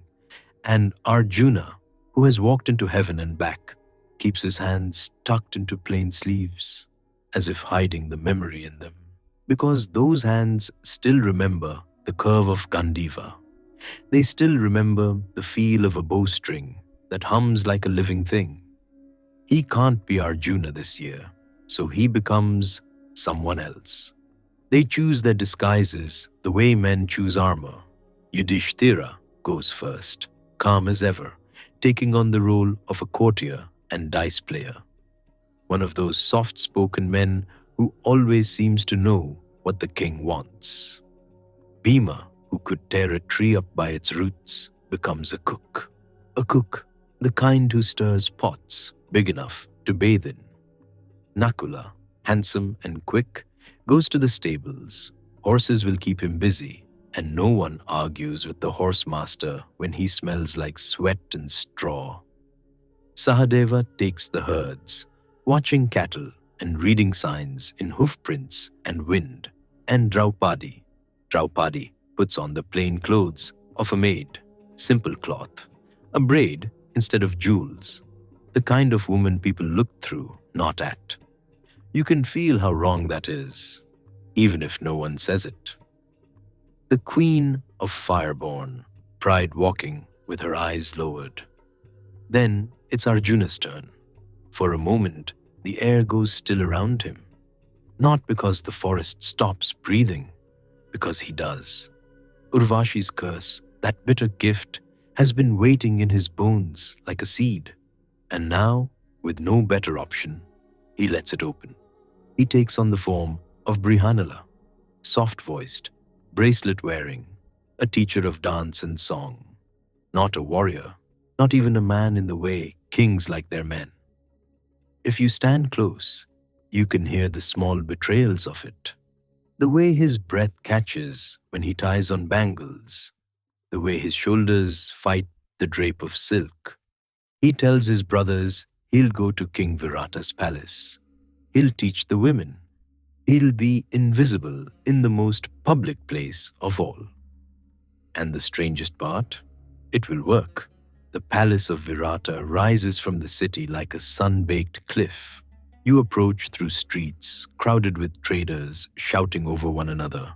Bright cloth, baskets of limes, clay pots stacked like towers. Cows move patiently through the chaos as if they own it. The air is hot enough to blur at the edges. It smells of ghee frying in someone's courtyard, of jasmine garlands wilting in baskets, of sweat and sweetmeats and crushed marigold. A guard at the palace gate eyes Arjuna, Brihanala, up and down. Brihanala stands with a careful softness, hands folded, chin lowered, a performer's posture. And still, something about him doesn't match the silk. A steadiness, a quiet readiness, like a sword hidden under a bed. He tells the gods he is a teacher, a singer, a dancer, one who once served in a grander court, now seeking shelter. The gods don't know what to do with him. You can almost see the thoughts chasing each other across their faces. A eunuch is safe. A eunuch is useful. A eunuch is awkward and therefore someone else's problem. So they pass him inside. The inner court is cooler. Stone floors hold the night's chill a little longer. Fountains whisper. Somewhere, a peacock shrieks with dramatic outrage at nothing in particular. You walk behind Brihanala as he's led through corridors painted with lotus vines and hunting scenes.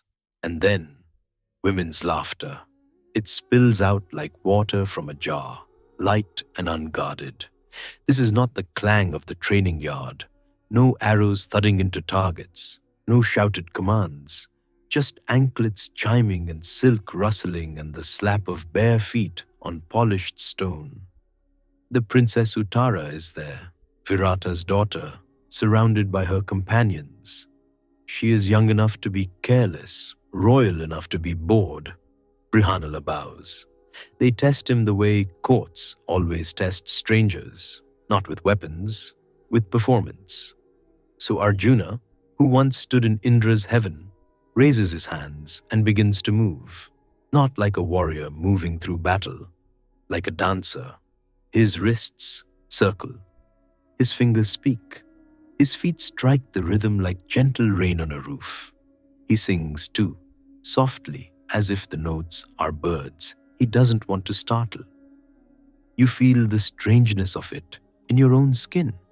The greatest archer of the age, carving patterns in air instead of drawing a bow. The women are delighted. Uttara claps. The companions whisper and giggle. And King Virata, hearing of this unusual new teacher, allows him to remain. Brihanala is given rooms in the women's quarters. He is given respect, the way people respect talent they can't categorize. And Arjuna settles into his disguise like a man lying down on a bed that isn't his. Days begin to stack like coins. Morning, the smell of oil rubbed into hair, the cool sting of sandal paste on foreheads. Noon, heat pressing down, turning even stone into something tired. Evening, lamps lit, the air filling with smoke and the soft cough of incense. Brihanala teaches. He teaches the tilt of the chin, that means confidence. The way a hand can become a swan, a flower, a warning. He teaches rhythm with a stick tapping the floor.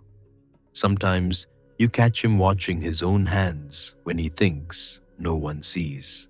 Calloused palms, fingers that want to close around a bow. He wears bright cloth and jewelry like a joke he doesn't laugh at. And yet, he does his work perfectly, because that's the curse of being Arjuna. Perfection follows him even into hiding. There are moments, small human moments, when the mask almost slips in the other direction. A girl drops an anklet, and Brihanala catches it without looking. Too fast, too precise. Uttara stares, suspicious for half a breath, then decides it must be dancer's reflexes. Another day, a palace guard boasts about war and weapons, trying to impress the women. He swings a practice sword clumsily and nearly takes out a pillar. Brihanala steps aside at the last instant, as if he can read the future in the angle of a wrist. The guard laughs nervously. The women laugh openly, and Brihanala smiles in that careful way that keeps everyone comfortable. You can feel how exhausting it is. Being a weapon is simple. Being harmless takes effort. Not far away in the same palace, the other disguises hold. Sometimes you pass Bhima in the kitchens, Balava the cook, arms dusted with flour, face stern over a pot that bubbles like it's plotting something. He looks like a man trying not to insult lentils with too much strength. The kitchen boys fear him, the way mice fear a sleeping cat. Once, a boy complains, the rice is undercooked. Balava stares at the pot as if considering whether it deserves another chance at life. Then he fixes it because that's the point. Hide, endure, don't explode. You see Nakula in the stables, murmuring to horses and combing their coats until they shine. Sahadeva walks with the cattlemen, quiet and watchful, like a man listening to the earth. Yudhishthira, in the court, plays dice for the king and speaks softly, letting fools think they are clever. And Draupadi moves through the palace like a flame forced into a clay lamp. She is called Sairandri here, a maid, a woman who serves the queen. Her eyes are still Draupadi's eyes, though, and some men like Kichaka, the commander of Virata's forces, notice. That trouble rises like smoke. It doesn't belong to Arjuna alone, but he can feel it from across courtyards. One evening, Brihanala hears hurried whispers, a maid crying, the queen angry, a man too powerful taking liberties because power always believes it has permission. Arjuna's jaw tightens under his disguise. This is the hardest part of hiding, not the silk, not the bangles, the swallowing of rage. He cannot draw a longbow in the women's quarters. He cannot reveal himself without burning the entire year to ash. So he does what he can. He stays close. He watches. He keeps Draupadi alive inside a palace that has suddenly become dangerous again. And when the moment comes, when Kichaka is finally dealt with in the dark by Balava's terrible hands, Brihanala does not ask for details. He only teaches dance the next day with even more gentleness, because they are all walking on a tightrope, and beneath them is 13 years wasted. Midway through the year, the city celebrates a festival. You stand in the crowd and feel it. Drums like thunder in your ribs, conch shells cutting through the air, children running with sticky hands full of sweets. Garlands swing from doorways. Colored powder floats like mist. Brihanala walks among them with the princess and her friends, a bright scarf over his hair. And for a moment, it almost feels like normal life. Almost. But then a chariot rolls by, and the sound of its wheels hits Arjuna like a remembered heartbeat. His eyes flick toward the horses, toward the reins, toward the bow case hanging from the side. Just a flick, You catch it because you're watching for it. He looks away. He laughs softly at something Uttara says. He keeps moving. Inside him, though, a warrior paces. There is a place outside the city where the air tastes different. Sour almost, dry grass and old ash, the scent of places people avoid. It is the cremation ground. During the first days of their hiding, Arjuna went there alone. You go with him now in memory, because this is where the year's secret is tied. The sky was the color of beaten copper that evening. Vultures watched from a tree like silent judges. The wind moved through dry leaves with a sound like whispering cloth. Arjuna carried his weapons wrapped tight, bundle after bundle, not just Gandiva, but everything that marked him as Arjuna. He chose a shami tree, thorny and stubborn, growing right where no one wanted to stand. He placed the weapons high in its branches. Then he did something clever and grim. He told the local cowherds the tree held something terrible, that it was a place of spirits, that corpses hung there, wrapped and waiting. People believe warnings that match their fear, so they stayed away. And every time Brahanala walked past that edge of the city, he could feel the tree's presence like a heartbeat in the distance. A year is a long time to leave your true self hanging in a thorn branch. The 13th year limps toward its end. The days shorten, mornings become crisp. The palace floors feel colder underfoot. One afternoon, you hear horns from the city wall. Not the temple conch, not festival music, alarm. Servants run, guards shout.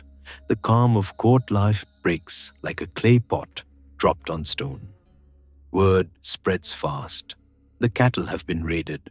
The herds of Matsya, the kingdom's wealth on 4 legs, have been driven away toward the north. And the attackers are not ordinary bandits. They are warriors. Some say Trigatas, some say Kauravas, bold enough to strike and quick enough to vanish. King Virata is away with his forces, drawn out by another threat, like a man called from his house, while thieves circle the back door.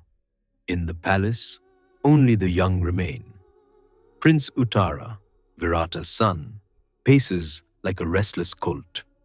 He boasts loudly because fear makes some people noisy. He declares he will bring the cattle back himself.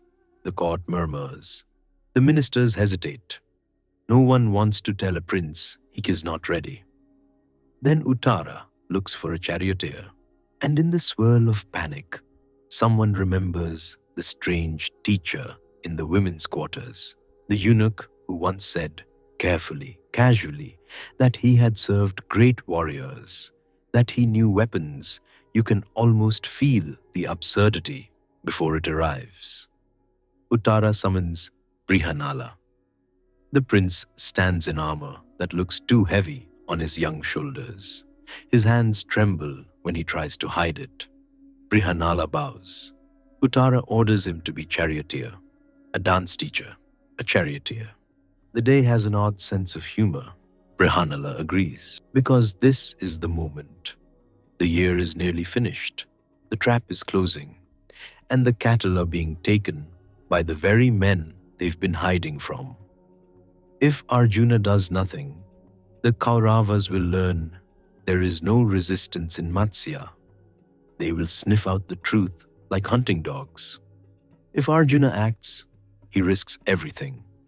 So he acts, but not yet as Arjuna. Not yet. You climb into the chariot with them. The leather straps smell sharp and worn.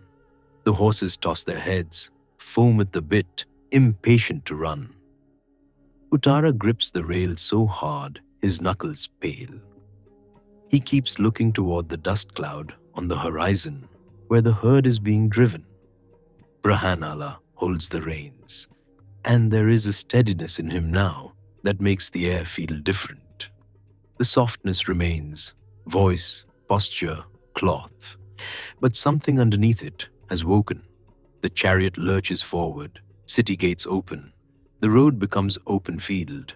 Wind hits your face hard. It tastes of dust and distant rain. The wheels rattle over stones, and the sound gets into your bones. Ahead, you see them, a mass of cattle moving like a dark river, warriors around them, flashing armor, banners snapping. As they draw closer, Uttara's boasting drains out of him like water from a cracked pot. He recognizes the banners. He recognizes names he has heard in stories told to frighten children into obedience. Bhishma's standard, Drona's, Karna's. The world suddenly feels too big for his chest to hold his breath. Uttara begins to shake. And then he does what frightened boys do when the moment becomes real. He tries to run. He tells Brihanala to turn back. He fumbles with his bow. It slips. His eyes fill. His mouth opens, but pride chokes the sound. The chariot swerves. Cattle bellow. Dust rises. The enemy line shifts like a predator noticing a wounded deer. Brihanala does not scold him with long speeches. He simply turns the chariot aside, away from the enemy's direct gaze, and brings the horses down to a trembling stop. Then he tells Uttara something that lands like a hand on the shoulder. He tells the prince that fear is not shameful, but fleeing will be remembered forever. And then, quietly, he asks Uttara to be his charioteer instead.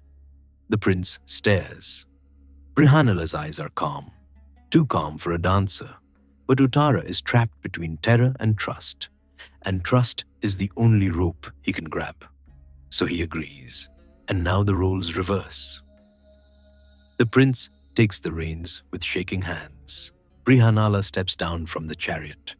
Your feet hit the ground. Dust puffs up around your ankles. The field smells of trampled grass and warm animal bodies and faraway sweat. Brihanala looks toward the edge of the cremation ground, toward the shami tree, and you go with him. The cremation ground is quiet in the middle of the day, which somehow makes it worse. No mourners, no chanting, just wind and empty space and that sour, dry scent of old ash. The shami tree stands exactly as it did, thorned, patient. Brihanala walks to it with quick, purposeful steps that no dance teacher should have. He reaches up. The bundle comes down to his arms with a soft thud. Cloth wraps loosen, and there it is, Gandiva. Even wrapped, you can feel it, like a storm stored in wood and string. Arjuna's hands close around it, not gently, like coming home. He strips away the last of the disguise. Not all at once, not like a dramatic reveal, more like a man shrugging off wet clothes. Bangles come off. The scarf comes loose. The soft layers fall away. His posture changes. His shoulders settle into their true width. His spine straightens, not for court, but for war. Uttara watches from the chariot with round eyes. Arjuna tells him to climb down and put on Arjuna's spare armor. The prince fumbles, clumsy with straps. He looks like a child, dressing in a father's clothing. Arjuna helps him anyway. Then Arjuna climbs into the chariot. And now, Uttara holds the reins for the man he once thought was a harmless teacher. You feel the shift in the air. Even the horses seem to sense it. They stamp, they snort, they pull against the harness like they want to leap. Arjuna lifts Gandiva. The bowstring sings once, low and alive, and the chariot turns back toward the battlefield. As they approach, the enemy sees only a lone chariot, a single chariot coming out of the wrong direction, from the cremation ground. Some laugh, some shout insults that don't matter. But then Arjuna stands tall, and the sunlight catches the curve of Gandiva. And you can almost feel the recognition ripple through the Kaurava line like wind through dry grass. Because that longbow is not anonymous. That longbow has a history. Bhishma's head turns. Drona leans forward. Karna's eyes narrow. In their faces, you see something rare in seasoned warriors. Not fear, exactly. Surprise. As if the past, which they thought safely sealed behind exile and dice, has walked up and knocked on the gate. Arjuna does not waste the moment with speeches. He raises his bow, and the sky begins to hum with arrows. Not a flood of gore, not a frenzy, a precision storm. He drives them back from the cattle. He breaks their formations like a man snapping dry reeds. Uttara, gripping the reins, nearly forgets to breathe. You're in the chariot with him, feeling the jolts as the wheels cut over ruts and stones, hearing the whistle of arrows, the crack of shafts against armor. Dust coats your tongue. Your eyes water from wind and grit. Arjuna moves with terrible grace. This isn't the dance he taught in the palace. This is the dance his body was made for. At one point, the press of warriors grows thick, too many at once, too close, and Arjuna reaches for something he hasn't touched all year. A weapon of heaven, held back, saved. He releases it, not to end them all, but to stop them. A wave of bewilderment rolls through the enemy host. Men blink as if waking from a sudden dream. Arms slacken, chariots slow. It's as if sleep itself has poured over the field. The great warriors, Bhishma, Drona, Kripa, Karna, are forced to retreat, their forces scattered and dulled, the raid unraveling in confusion. The cattle begin to turn back, lowing as they stumble homeward. And above the noise, above the wind, you can hear one thing clearly: the sound of Gandiva's string, alive, unmistakable. When it is done, the field feels strangely quiet, not peaceful, just emptied. Dust hangs in the light like a veil. The cattle move in a slow, bewildered mass, hooves thudding softly. Uttara sits in the chariot, stunned into silence. His hands still shake around the reins, but now it's not only fear, it's awe. Arjuna lowers the longbow and looks back toward the city. The year is not finished yet. The rule still stands. One day too soon, one careless word, and everything collapses. So he tells Uttara to remember Brihanala, to remember the disguise, to tell no one until the last day has truly passed. They guide the cattle home. From the city wall, people cheer. Seeing their wealth return, they see only the prince's chariot and the herd behind it. But some, watching closely, notice the figure standing in the chariot, the way he holds himself, the way the air around him seems charged. Whispers begin like insects in grass, and far away, far enough that only the wind carries it, Kaurava warriors retreat with their pride bruised and their minds racing, because now they know the Pandavas are not dead, not broken, not lost in the forest. Arjuna is alive, and he is near. And as the last light slides across Virata's palace roofs, warm and coppery, you can feel the world tilting toward Kurukshetra. Not yet the battlefield, but the road that leads there. And somewhere in a quiet room in the women's quarters, Brihanala's discarded bangles lie in a small heap, cold metal on stone, while Arjuna's hands, finally honest again, flex as if remembering a promise the earth itself is about to collect. 13 years of exile ended. The war began with a question. It starts, oddly enough, with packing. Not the grand kind. No jeweled trunks, no palace servants whispering over silk. This is the rough kind. Leather straps, oiled cloth, arrow cases checked twice, then checked again because your hands won't sit still. The night before Kurukshetra is hot, and the heat has a stubborn smell. Sweat, horse, dust, and the sharp tang of metal that's been rubbed clean until it shines. Somewhere out in the darkness, an elephant rumbles like a distant drum. A man laughs too loudly, trying to make courage out of noise. And you, yes, you, lie there with your eyes open, listening to the camp breathe, a whole army trying to sleep, like a forest full of nervous animals. Dawn doesn't arrive gently. It comes with conch shells, a long rising moan that makes your skin tighten before your mind even understands it. Then another and another, as if the morning itself is being blown into shape. You step outside. The light is pale and thin, like milk poured over the horizon. Kurukshetra stretches ahead.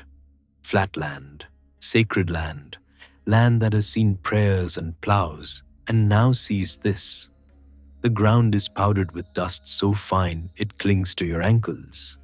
It's cool for a moment, offering that brief mercy before the sun begins to press down. You smell ghee from cooking fires. You smell damp grass crushed under thousands of feet. And beneath it all, something older, earth that knows what humans do when pride turns into law. Arjuna is already awake. He's sitting near the chariot, quiet, with Gandiva resting across his lap as if it's only a familiar tool. But his fingers keep flexing, opening and closing like they're trying to remember an older life.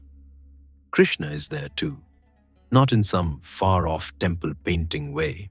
Right here, barefoot on the dust, adjusting the harness straps with the calm patience of someone who has handled more difficult animals than horses.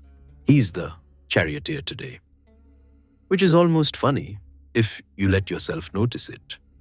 A prince of the Yadavas, one of the most celebrated men alive, spending the morning checking wheel pins and tugging at leather like a stable hand, and doing it well.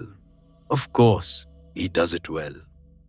The horses stamp and toss their heads, white breath puffing even in the early warmth. Their eyes roll, showing crescent moons of fear. Krishna murmurs to them, steady as a river. He runs a hand down a neck slick with sweat that hasn't even earned its reason yet. And Arjuna watches him like a man watching a lamp in a storm. On the horizon, banners begin to rise, cloth snaps in the wind, bright reds and deep blues, and the pale gleam of embroidered gold. Some standards are topped with lions, some with serpents, some with strange symbols that look like gods caught mid-dance. You can hear the armies before you can count them. The clink of armor, the creak of bowstrings being tested, the low chorus of men clearing their throats, spitting dust, praying quickly, swearing they're ready. Elephants trumpet short, offended blasts, because elephants, even in war, are still elephants. They do not enjoy waking up early for anyone. The sun rises higher, and now the heat begins to work. It presses down on helmets. It fills mouths with dryness. Somewhere a priest chants, voice steady, as if words can stitch a seam across the sky and keep it from tearing. You stand near the Pandava chariot as it rolls forward, wheels whispering over the dry grass. It's strange to see it moving so calmly, so ordinary. A pair of wheels, a platform, a banner, a man holding reins. And yet, everyone looks at it as if it's a comet, because Arjuna is on it, because Krishna is driving it, and because when those two move together, the air feels charged, as if lightning is thinking about it. The two armies spread out like two seas meeting. On one side, the Kauravas, endless lines of chariots, and horses and elephants, armor flashing in the new sun. On the other, the Pandavas and their allies, faces painted with ash, garlands already wilting against throats, hands tight on weapons. Between them, a wide stretch of open ground, a silence that doesn't feel peaceful. It feels held, like a breath trapped in the chest. You're close enough now to see individual faces, a warrior adjusting his chin strap with trembling fingers, a young boy trying to look taller in his armor, an old soldier rubbing oil into his palms, as if slick skin will make him braver. And above it all, the sound of conches again, louder now, rolling across the field. The Pandava conches answer.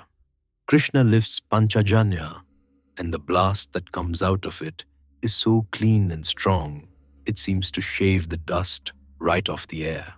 Arjuna's Devadatta follows, sharp as a spear of sound. Bhima's conch bellows too, and you can almost hear laughter inside it, because Bhima has never met a problem he didn't want to tackle with his hands. The noise shakes through your ribs. Birds lift from the grass in startled spirals. A few crows circle once, twice, and then vanish, as if they've decided this is not their business. Arjuna stands tall. At a distance, he looks like himself again. Steady, perfect. The boy Drona trained into a weapon. But as the chariot creeps forward, you see it. A tightness in the mouth, a stillness that isn't calm, a gaze that keeps snagging on faces.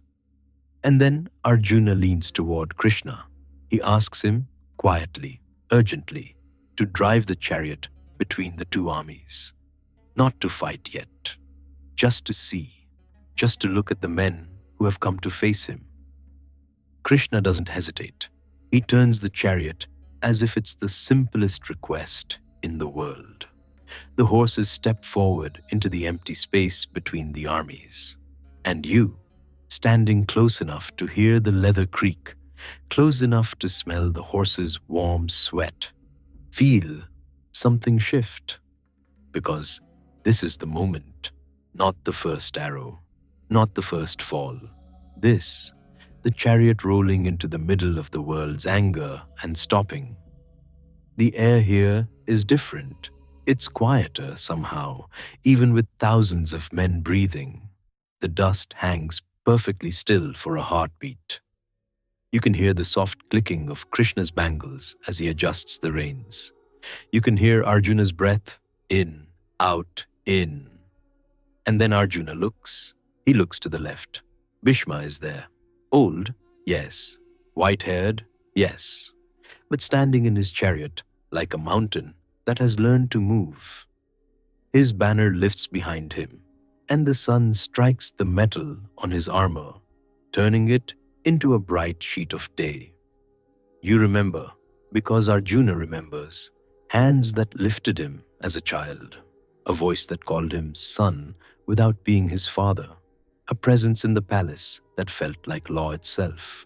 Bhishma's eyes are steady on Arjuna now, not cruel, not soft, just steady. Arjuna's gaze slides onward. Drona, his teacher, the man who made his fingers bleed on bowstring and told him not to complain. The man who demanded the eye of the bird, not the branch, not the leaves, not the sky. Drona stands among the Kauravas now like a cruel joke the world refuses to admit is a joke. His hair is tied back, his armor is neat, his face is calm. And for a flicker of a moment, it's like the training ground again. Just a boy and a teacher and the sound of arrows thudding into targets. Except it isn't. Because behind Drona are men Arjuna grew up beside. Cousins, friends, men who sat with him at feasts, who wrestled in the dust, who argued about nothing and everything. He sees uncles, he sees sons, he sees faces he knows too well. And then he sees Karna. Of course he does. Karna stands a little apart, as if he's always been a little apart. Armor that looks like it grew on him. A stillness that is almost arrogant. Even from here, You can feel the old rivalry like a cord pulled tight between their chariots. Arjuna's hand tightens on Gandiva, and then, like a lamp snuffed by a sudden wind, something in him goes dim. His shoulders drop, his mouth opens slightly, as if he's forgotten how to swallow. The longbow slips, not falls completely, but sags in his grip.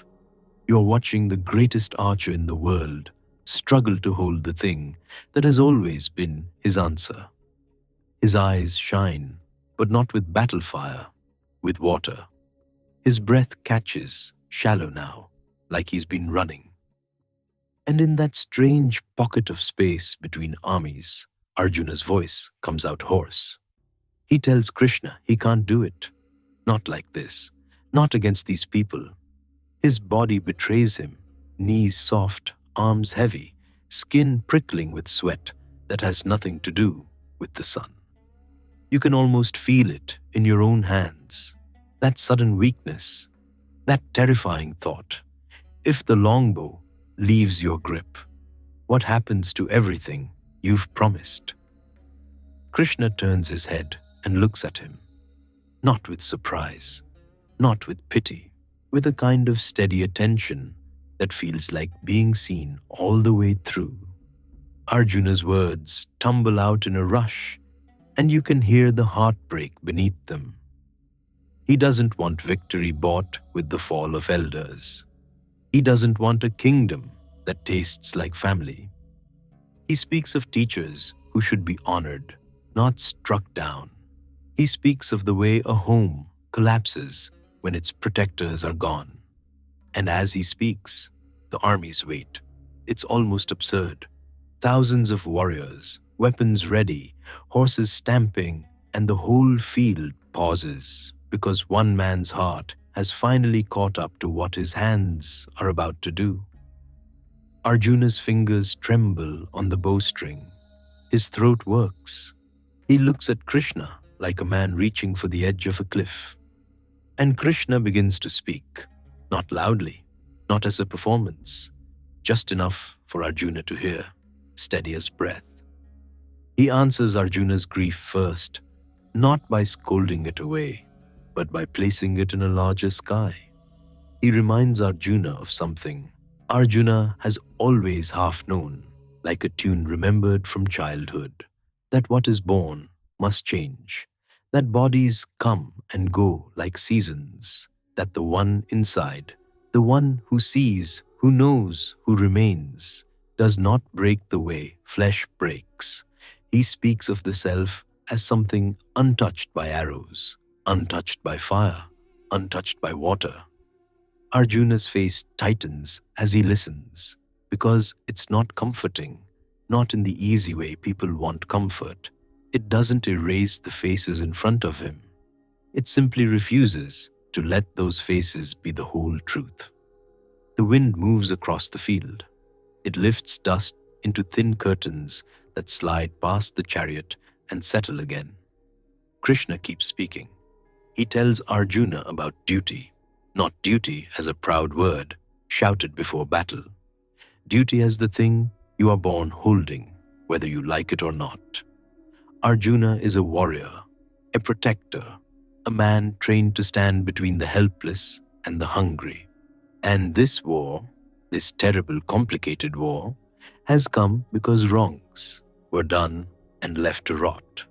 Krishna's words don't let Arjuna hide behind tenderness. They don't let him turn away and call it purity. He reminds Arjuna that stepping back now would not keep the world clean.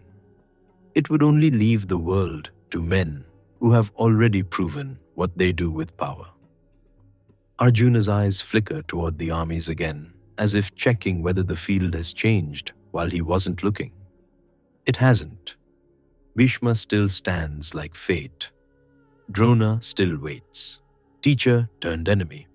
Karna still gleams like a wound that never healed. Arjuna swallows, and his jaw tightens. Krishna speaks on.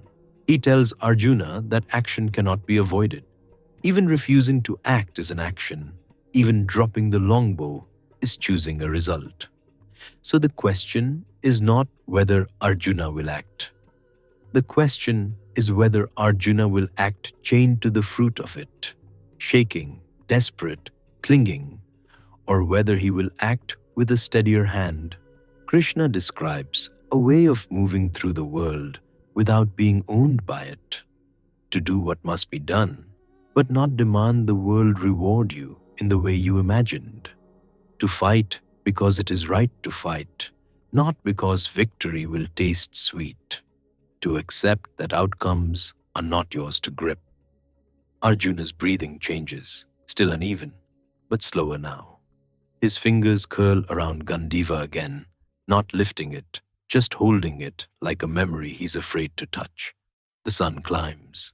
It warms the top of your head, then your shoulders, then settles like a heavy palm on the whole field. Armor begins to feel hotter. Horses flick their ears and stamp. Somewhere behind you, someone coughs, the sound dry as old leaves. Krishna's voice continues, and now it shifts, becoming something softer. He speaks of devotion, not the kind that is showy or loud, the kind that is simply turning your whole being toward what is highest and letting that be enough. He describes the person who is steady in joy and sorrow, who does not cling, who does not burn with hatred, who does not become drunk on praise or collapse under blame. A person who moves through the world like a lamp in a windless room. Arjuna listens, but you can see the struggle. Because it's one thing to understand this sitting in a quiet forest with sages. It's another thing entirely to understand it with Bhishma's banner in your face. Arjuna's eyes squeeze shut for a moment. He opens them again, and they're red-rimmed. He tells Krishna, almost in a whisper, that his mind is still spinning, his heart is still caught. He begs Krishna to show him what he means, not as poetry, not as a nice thought. He wants something that will hold him still. Krishna's gaze turns forward, toward the space above the armies, and the air changes. It's subtle at first, like the moment before rain, when the hairs on your arms lift. The light seems to sharpen, the sky feels closer. Krishna tells Arjuna to look, and Arjuna looks. You look too, because how could you not? Krishna's form expands, not in a way that pushes against flesh, but in a way that pushes against the mind's ability to measure. It's as if the man on the chariot is still sitting there, reins in hand, feet dusty, yet at the same time, the horizon has opened. Arjuna's eyes widen until they look almost unblinking. He sees Krishna as something vast, as something made of everything, countless faces, countless eyes, like stars opening in the daytime, forms within forms, beautiful, terrifying, tender, fierce, garlands that seem made of light, ornaments that glow like sunlit rivers, and mouths, endless, endless, like the universe itself is breathing in. Arjuna's breath catches hard. His hands go slack on the bow, not because he's weak now, but because he's overwhelmed. The wind rises, sweeping across the field and snapping banners so sharply it sounds like whips. The horses on the chariot shiver, though Krishna's hands stay calm. Arjuna sees warriors too. He sees them rushing forward, tiny, helpless, into that vastness. He sees time moving like a flood. He sees that the end is not something that happens later. It is happening always. The field of Kurukshetra is suddenly not just a field. It is the world, and the world is being held inside something that does not blink. Arjuna's face goes pale. Sweat beads at his temples and runs down like quicksilver. He tries to bow his head, but even that feels too small. He trembles, and his voice breaks when he tries to speak. He doesn't want this vision anymore. Not because it's false, because it's too true. Krishna's vastness begins to fold back in, like the sky easing after lightning. The countless eyes become two again. The immeasurable presence becomes the familiar man with the calm mouth and the steady hands. The reins are still in his fingers. The chariot is still between two armies. The sun is still climbing. And Arjuna is left with a strange quiet inside him. Not peace, exactly, more like a new kind of steadiness, as if the floor beneath his fear has been revealed. He bows his head, breathing hard. Then Krishna speaks again, and now his voice is intimate, almost gentle. He reminds Arjuna that what he saw was not a dream, that the force moving this war is not only Arjuna's anger or Duryodhana's pride or Bhishma's vows. Time is moving. The great ones standing on this field are already being carried. Arjuna's part is not to halt the river with his hands. It is to stand where he must stand and do what he was born to do, without letting his heart be poisoned by hatred or his mind be enslaved by grief. Arjuna's eyes lift. He looks again at Bhishma, at Drona, at Karna, at cousins lined up like a wall of memories, and something shifts in his face. The tenderness is still there. The sorrow is still there, but it is no longer paralyzing him. You can feel it the moment the inner storm stops throwing him around. His spine straightens slowly. He draws in a breath that goes all the way down. His fingers tighten around Gandiva, and then, finally, he lifts the bow, not like a boy eager to prove himself, like a man accepting an unbearable task. He tells Krishna, voice steadier now, that his confusion has thinned, that he will do what must be done, not because he suddenly likes it, because he can no longer pretend it isn't his to carry. Krishna nods once, just once, as if that is all that is needed. The chariot wheels creak as Krishna turns them, guiding the horses back toward the Pandava line. The space between armies closes behind them like a door, and suddenly the field is loud again. Conches blare, drums thunder, deep and steady, like the heartbeat of a giant. Warriors roar names of gods and ancestors, voices cracking with the effort to become fearless. The air fills with dust, rising under hooves and wheels.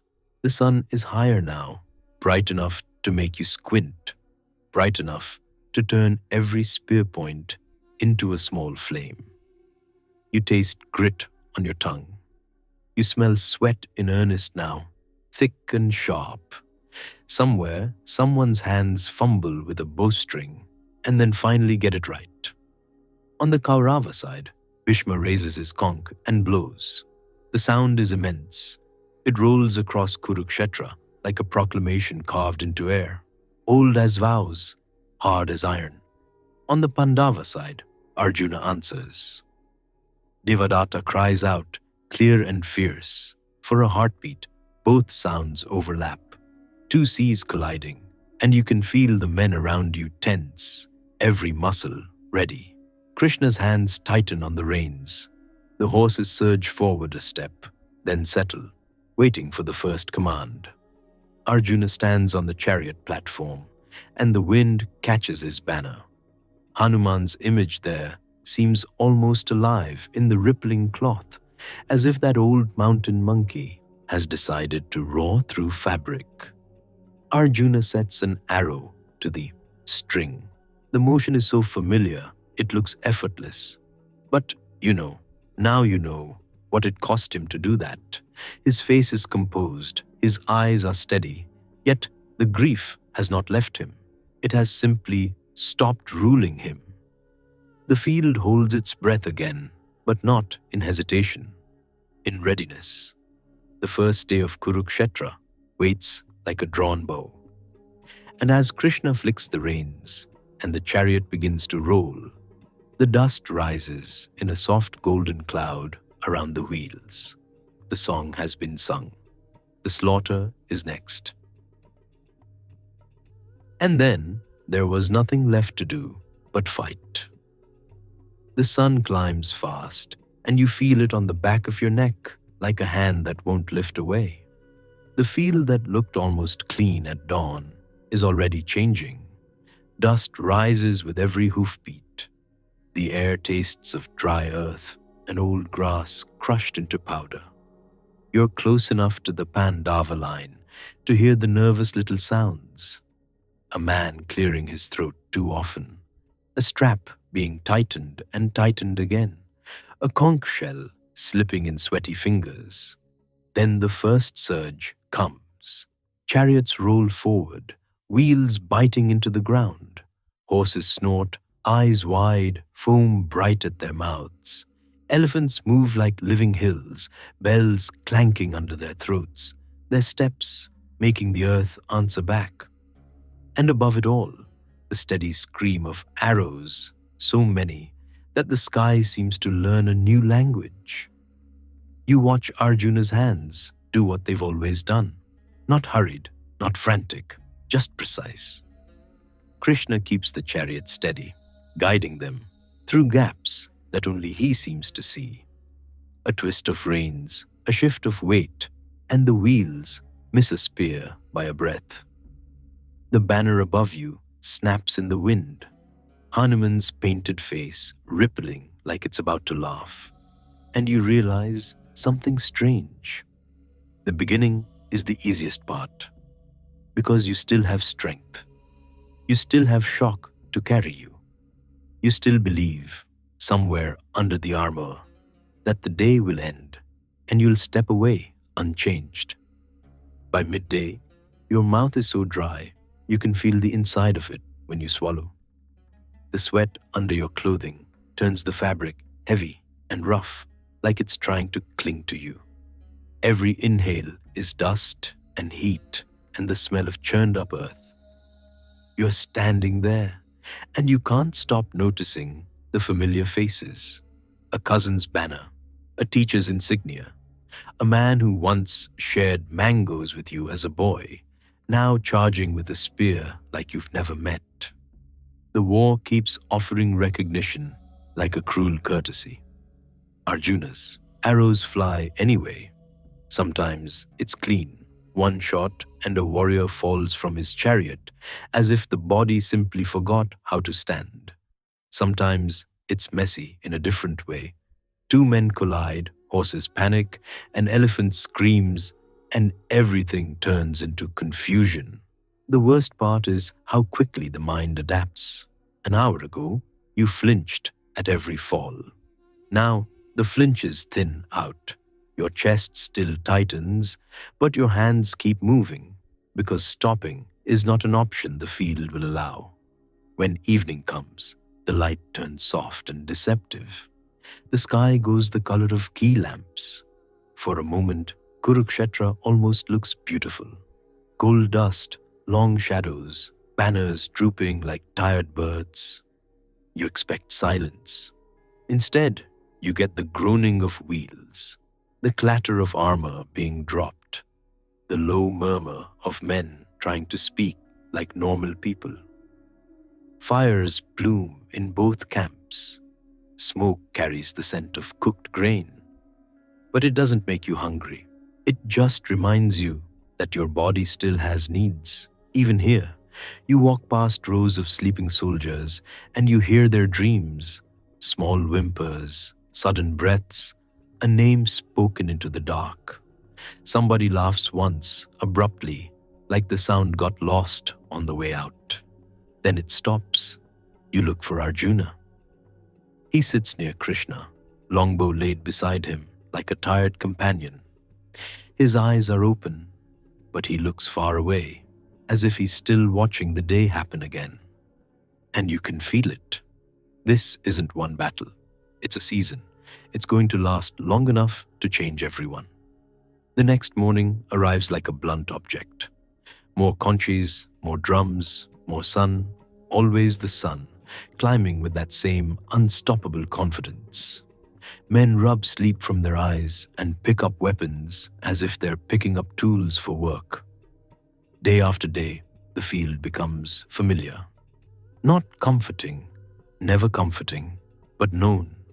You learn the sounds, the deep crack of an elephant's charge, the light, frantic patter of foot soldiers running, the sudden hush that sweeps through a section when a great warrior enters it. You learn the smell too: sweat and dust, hot metal, oil from chariot axles, the sharp sting of trampled wildflowers that never asked to be part of this. And you learn the rhythm of exhaustion. At first, people talk at night. By the third day, they mostly drink water and stare into fires. By the fifth, even victory cheers sound tired, like the throat can't spare the energy. You're there when Bhima returns to camp one evening, armor dented, eyes bright with a fury that never seems to run out. Someone jokes, quietly, that Bhima could probably wrestle the sun down if it annoyed him. The joke lands like a pebble in a deep well. A few men laugh, and then everyone goes quiet again. Because humor is fragile here. It breaks easily. Somewhere in the middle of these days, you begin to understand a cruel truth. Kurukshetra doesn't only take people, it takes attention. It takes softness. It takes the part of you that used to notice the shape of a cloud and feel glad for it. Still, Arjuna fights like himself. When the enemy presses too hard, Krishna steers them into a pocket of space that feels impossible, and Arjuna makes that space larger with arrows that come so fast you can barely track them. The Gandiva longbow sings, not loudly, not dramatically, just steadily. And every evening, Arjuna's shoulders look a little heavier. On the 10th day, something shifts in the air before anything else happens.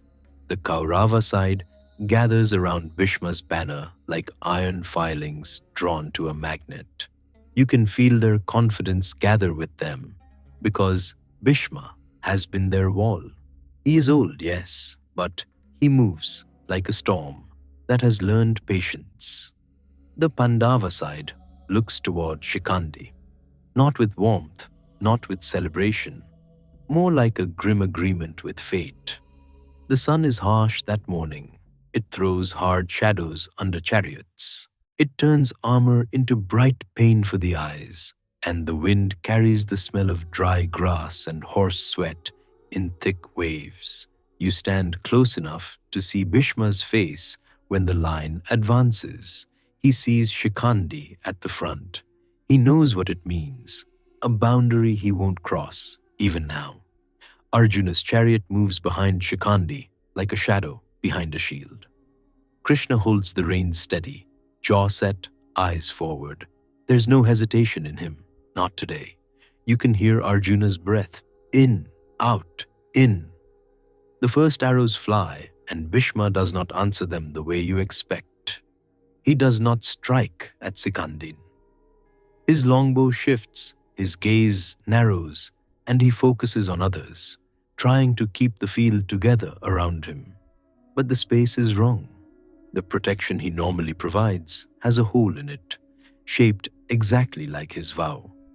Arjuna's arrows keep coming, not wild, not angry, focused, relentless.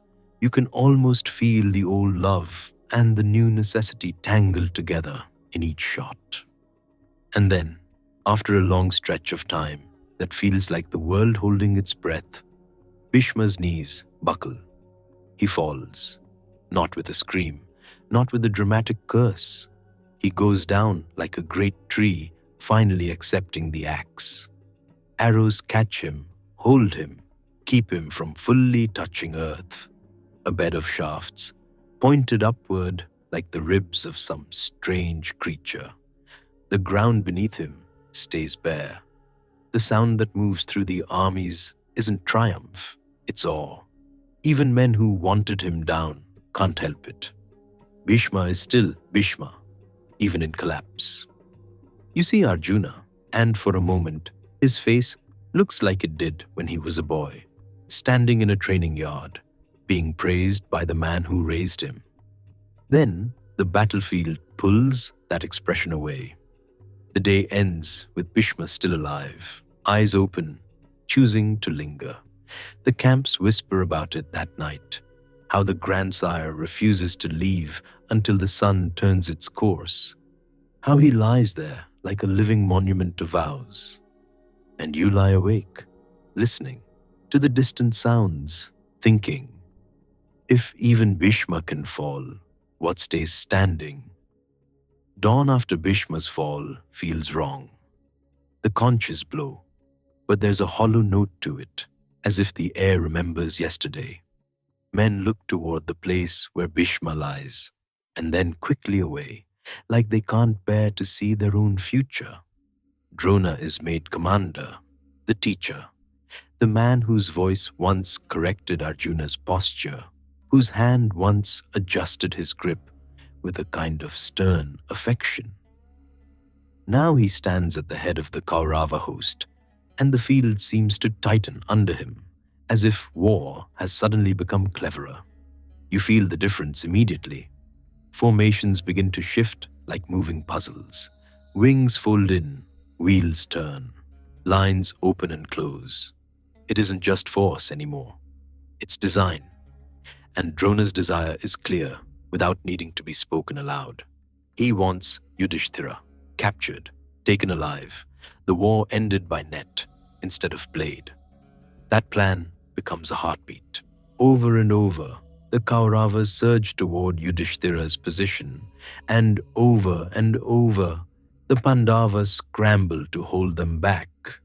The air grows thick with the sound of shouted warnings and the pounding of feet running to plug gaps. You stand near Arjuna when Krishna points the chariot toward one such surge. Arjuna fires, turning attackers aside. But Drona always seems to have another push ready, another angle, another trap. By the 12th day, fatigue becomes a constant taste, not just in the mouth, but in the bones. Your arms feel heavy, even when you're not holding anything. Your eyes sting from dust and smoke. Men blink too long and then startle awake, as if sleep is trying to steal them while they stand. That night, something strange happens on the Kaurava side. The Trigartas, old enemies of Arjuna, step forward with a vow so fierce it feels like a ritual. They dress like men who've already decided where they're going next. They light fires, make offerings, tie their resolve around themselves like armor. Either Arjuna falls or they do. And in the morning, they come for him. You feel it as a pull. Arjuna can't ignore it because honor is a hook in a warrior's heart. The Trigartas challenge him loudly, publicly, as if daring him to breathe without answering. Krishna turns the chariot, the horses leap forward, and suddenly Arjuna is being drawn away from the center of the field, away from Yudhishthira, away from the place where Drona has been trying to cast his net. You can feel the trap closing even before it snaps. The Trigartas fight like men who have already written their ending. Their arrows come in storms, their chariots crowd in close. They don't care about retreat. They don't care about survival. Arjuna meets them with the same relentless skill that made them desperate in the first place. He fights for hours, the sun crawling across the sky, sweat running down his temples, dust sticking to his skin in a gritty paste. And while he is held there, occupied, pulled aside, like a strong hand yanking an arm away, Drona sets his true design in motion. The 13th day begins with a formation you can almost feel in your teeth. The Chakravyuha. It spins and layers itself, a moving wheel of men and weapons and shifting openings. From a distance, it looks almost like art. From inside it, it is hunger. News comes quickly. The Pandavas are being drawn toward it, pressed, separated. Yudhishthira is in danger, and then the most painful message of all reaches Arjuna like a spear in the ribs. Abhimanyu has gone in. Your throat tightens just hearing it. 16. Young enough that his face still holds softness around the eyes. Old enough to carry a longbow with confidence. He knows how to enter the formation, not how to leave. You see Arjuna's jaw clench until the muscles jump. He tries to break away, tries to cut through the trigatas like they're mist, but they keep coming. And the field keeps him where he is, as if it has decided this lesson must be taught exactly this way. Inside the Chakravyuha, Abhimanyu fights like a bright flame in a spinning storm. You don't see all of it. No one sees all of it. But you hear fragments carried by men running, by panic spreading. They say he broke chariots. They say he scattered seasoned warriors like leaves. They say for a while the wheel hesitated around him, as if even that machine didn't know what to do with such courage. Outside the formation, the Pandavas try to follow, but Jayadratha, crowned with a boon and thick with arrogance, holds them back. He stands like a gate, and for a day, that gate does not open. So Abhimanyu is left alone inside, and the war, which has been growing less honorable by the hour, chooses that moment to show its teeth. Men swarm him. His support falls away. His chariot is ruined. His weapons are broken or knocked aside. He fights on foot, then with whatever comes to hand. It is not a fair contest. It isn't even a contest. It is a young lion surrounded by too many hunters. When the news finally reaches Arjuna, it doesn't land like information. It lands like the world slipping out from under you. Arjuna's face goes pale beneath the dust. For a moment, he looks like a man trying to remember how to breathe.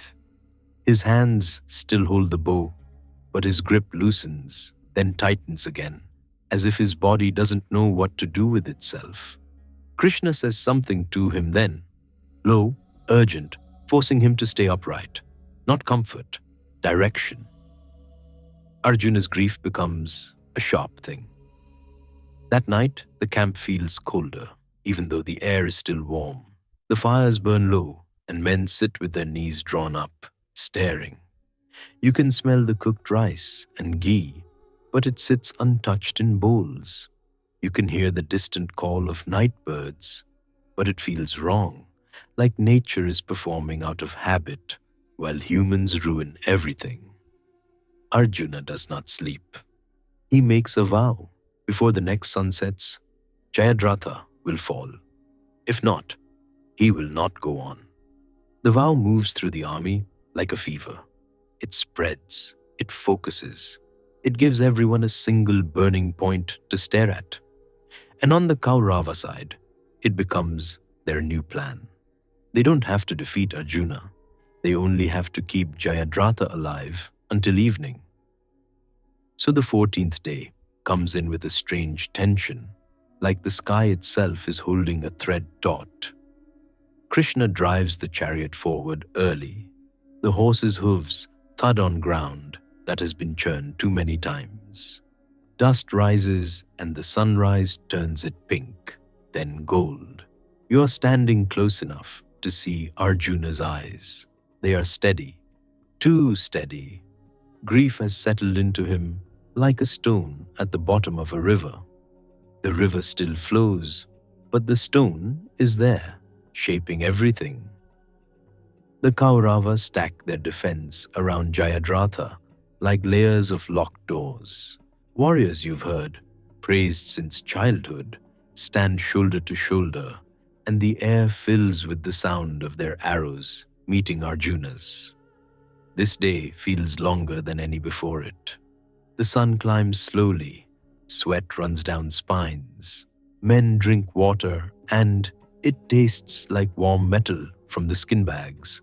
Horses tremble, flanks heaving, eyes rolling white. Arjuna pushes forward anyway.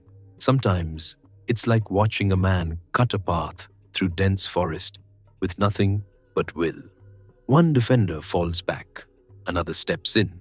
Chariots crash, men shout, and then go silent. Krishna's hands never stop moving.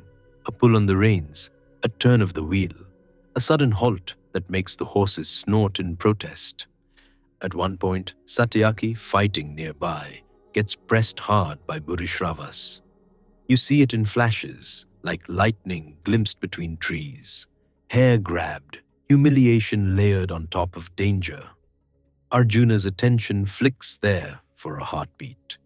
Krishna urges him, and Arjuna sends an arrow to save his ally. Quick, decisive, the kind of intervention that doesn't ask permission from anyone's sense of fairness. The field immediately fills with outrage from those watching. Burishravas, wounded, withdraws from the fight and sinks into a stillness that looks like penance. For a moment, it seems the day might allow him to be left alone. Then Satyaki, shaking with fury and memory, strikes him down anyway. The argument that follows isn't really spoken in words you can linger on. It's shouted, thrown, cut off by the next wave of combat. But the meaning is clear. Rules are being dragged out like banners, only when they're useful. The boy, Abhimanyu, was not protected by them. So now grown men find those rules unreliable shelter. And the sun keeps moving. By late afternoon, the light turns sharp and slanted, stabbing between banners. Arjuna is close, so close, to where Jayadratha is hidden. But time is winning.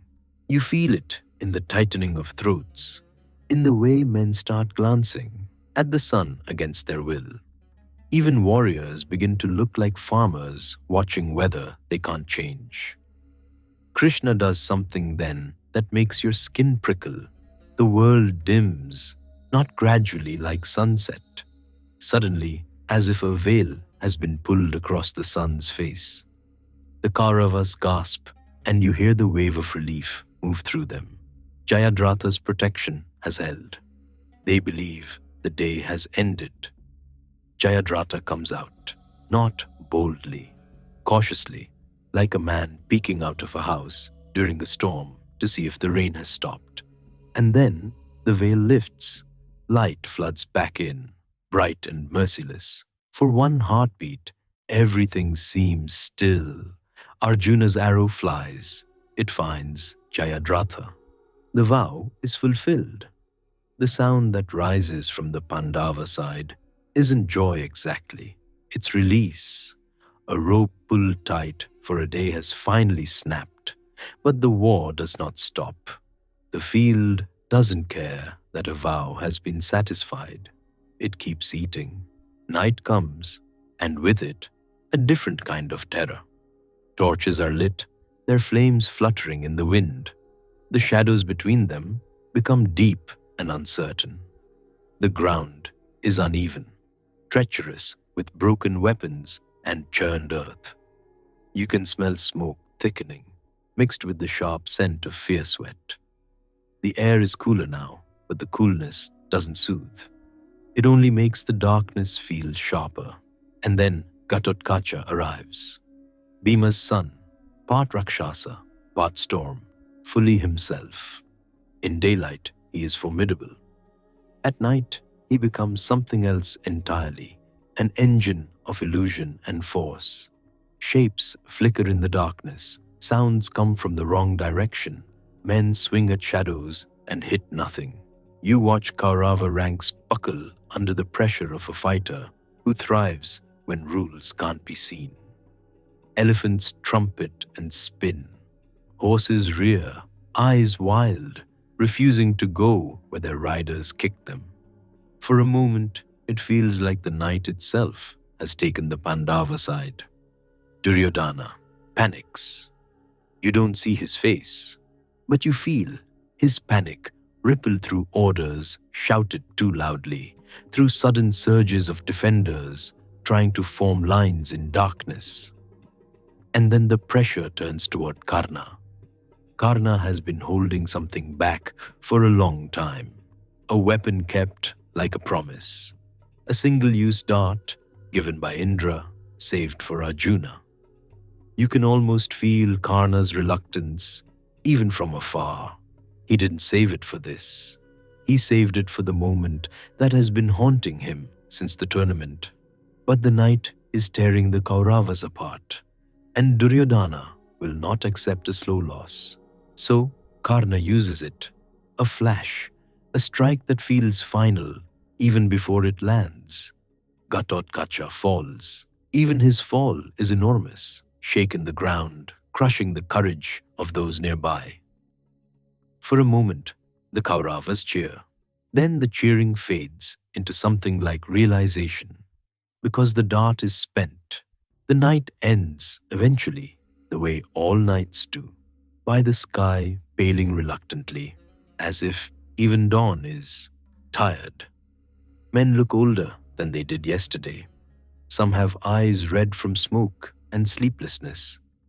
Some stare at their hands like they can't quite remember what those hands have done. The 15th day begins with a strange, flat feeling. Not calm, not peace, just the numbness that comes after too much. Drona is still at the center of it, still brilliant, still relentless. He moves through the field with the confidence of a man who has spent his whole life mastering violence as if it were a sacred art. And the Pandava side begins to understand something they didn't want to admit. Drona will not fall in a clean fight. He is too skilled, too protected, too much the teacher who knows every student's weakness.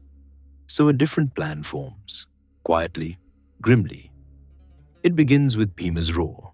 An elephant named Ashwathama, named after Drona's son, falls somewhere on the field. Bhima announces the name like a weapon, letting it fly into the air for anyone to catch. Drona hears.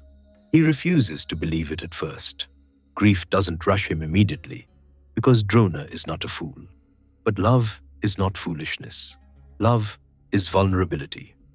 Drona looks for Yudhishthira, not Arjuna, not Bhima. Yudhishthira, the one man whose truth has been steady as a pillar all these years. And when Yudhishthira speaks, he does it in a way that twists the world just slightly out of alignment. He confirms the name. Ashwathama is dead, then adds softly the detail that makes it technically true. The elephant. You feel something in the air shift, as if even the dust noticed. Drona hears what grief wants to hear. His shoulders sag, his longbow lowers, his eyes close. And there, on that field of noise and cruelty, the teacher sits down. Not in surrender exactly, in withdrawal, as if he's stepping away from the war and into a place inside himself where arrows can't reach. The moment is eerie. For a heartbeat, it's quiet around him. Not because the war has stopped, but because men are stunned by what they're seeing. Then Drishtadyumna rushes forward, born for this purpose, raised with this end in his blood. He strikes Drona down, while the teacher sits in stillness. The act lands like thunder. Some cheer, some turn away. Arjuna, who learned everything from that man, looks like he has swallowed fire. And the war, having crossed that line, seems to lose whatever shame it had left. Ashwathama, Drona's son, howls with rage. He unleashes a divine weapon that moves like storm and flame across the field. The only way to survive it is humiliatingly simple. Lay down your arms, submit. You watch hardened warriors drop their weapons like they've become suddenly too hot to hold. Men who have spent their lives proving bravery now prove something else, the ability to obey. Bhima resists, of course. Bhima's pride surges up like a bull refusing the yoke. It takes hands, friends' hands, to force him down, to keep him from rising into destruction. The weapon passes. Those who submitted remain. Those who didn't are simply gone from the day's story, swallowed by the field. After it ends, there is no celebration, only the bitter aftertaste of survival bought by surrender. By the 16th day, the war feels like it's been happening forever. You can't remember what it felt like to wake without dread. You can't remember the smell of a normal fire that isn't mixed with the scent of armor, oil, and sweat. Even the sky seems worn, hazy with dust that never fully settles. You watch Arjuna move through the day with the steady focus of a man walking a narrow bridge. He's still the finest archer on the field. That hasn't changed. But his face is tighter now. And when he blinks, it's slower, like the eyelids are heavy. People keep naming the fallen at night, not in grand speeches, in murmurs. A friend says a name, and another friend nods, swallowing hard. A man stares at the fire and whispers the name of someone he'll never see again. The names pile up like stones. And somewhere under all of it, another meeting approaches. Arjuna and Karna. They have been orbiting each other for years, at tournaments, at courts, in insults and silences. Now, the war has burned down so much that there's almost nothing left between them. The 17th day arrives with a kind of tense clarity, as if the field knows what it wants. Karna is commander now. Drona is gone. Bhishma lies on his arrow bed, waiting. So many great warriors have already slipped away. And still the sun rises. Still the dust lifts. You smell the air that morning, hot, dry, touched with smoke. And you think absurdly of simpler things, of wet river mud, of mango blossoms, of the cool shadow under a banyan tree. Then the chariots move, and the day becomes what it must. When Arjuna and Karna finally face each other, it doesn't feel like a duel for glory. It feels like an old wound opening. Their chariots circle. The air between them fills with arrows like a weaving. Karna fights with the fierce steadiness of a man who has been waiting his whole life to prove something. Arjuna answers with the clean precision that has always been his. Krishna drives, close and watchful. At one point, the ground betrays Karna. His wheel sinks into mud, stubborn and sudden. The chariot tilts. Horses strain, confused. Karna tries to free it, and you see the instant panic flicker through his eyes. Not fear of Arjuna, but fear of fate. Something leaves him then. A curse, long ago spoken, chooses its moment. The knowledge of certain weapons slips from his mind like water through fingers. He reaches for something that isn't there anymore. The field holds its breath. Karna, caught, looks up, his face tight, his pride still upright, even as his chariot is not. He asks for time, for fairness, for the sort of mercy that war has stopped offering. Arjuna hesitates, just a fraction. Enough that you can feel it. Because something in Arjuna still remembers the boy at the tournament, the man who matched him, the rival who never looked away. Something in Arjuna still remembers honor. But then the memory of Abhimanyu rises like a knife. The boy surrounded, the rules broken, the silence of elders. Krishna's voice cuts through Arjuna's hesitation, sharp as a snapped bowstring. It reminds him of what has already happened, what mercy has already failed to prevent. Arjuna releases, the arrow flies, Karna falls. The sun seems to glare harder for a moment, as if offended by what it has witnessed. Then it continues its slow journey, indifferent. Arjuna doesn't cheer. He looks almost empty, as if the rivalry that fueled so many years has been pulled out of him, leaving a hollow space where something should be. Only later, later like a delayed thunderclap, does the truth arrive.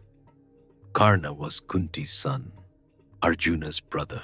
You imagine the moment when that knowledge hits him, not on the field, but in some quieter place afterward, when there's finally room to feel. And you can almost hear Arjuna's breath catch, as if the war waited to deliver that cruelty until it could be fully tasted. The 18th day is less a day and more an ending. Everything is thinner now.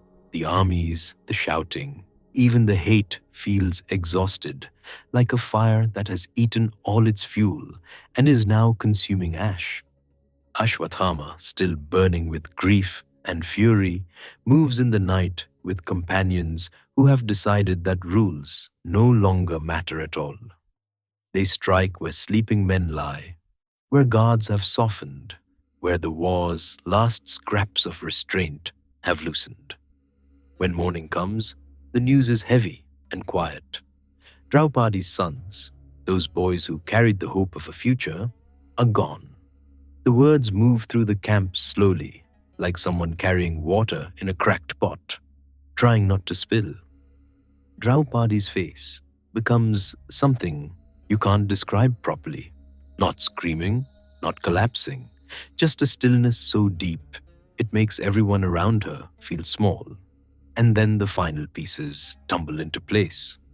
Duryodhana, wounded, hunted, found near water like a man trying to hide inside the earth itself. A last confrontation, a last ugly breaking of what was once called fair. By the time it ends, the field is quiet in a way that feels unnatural. No conches, no drums, only wind. It moves across Kurukshetra, lifting dust in lazy spirals, like the land is trying to cover what happened here. The sky is pale, washed out, as if even the blue has been bleached by looking down too long. You stand with Arjuna near Krishna's chariot. The horses are still there, heads lowered, flanks twitching as flies land and lift away. The chariot wheels are caked with dried mud.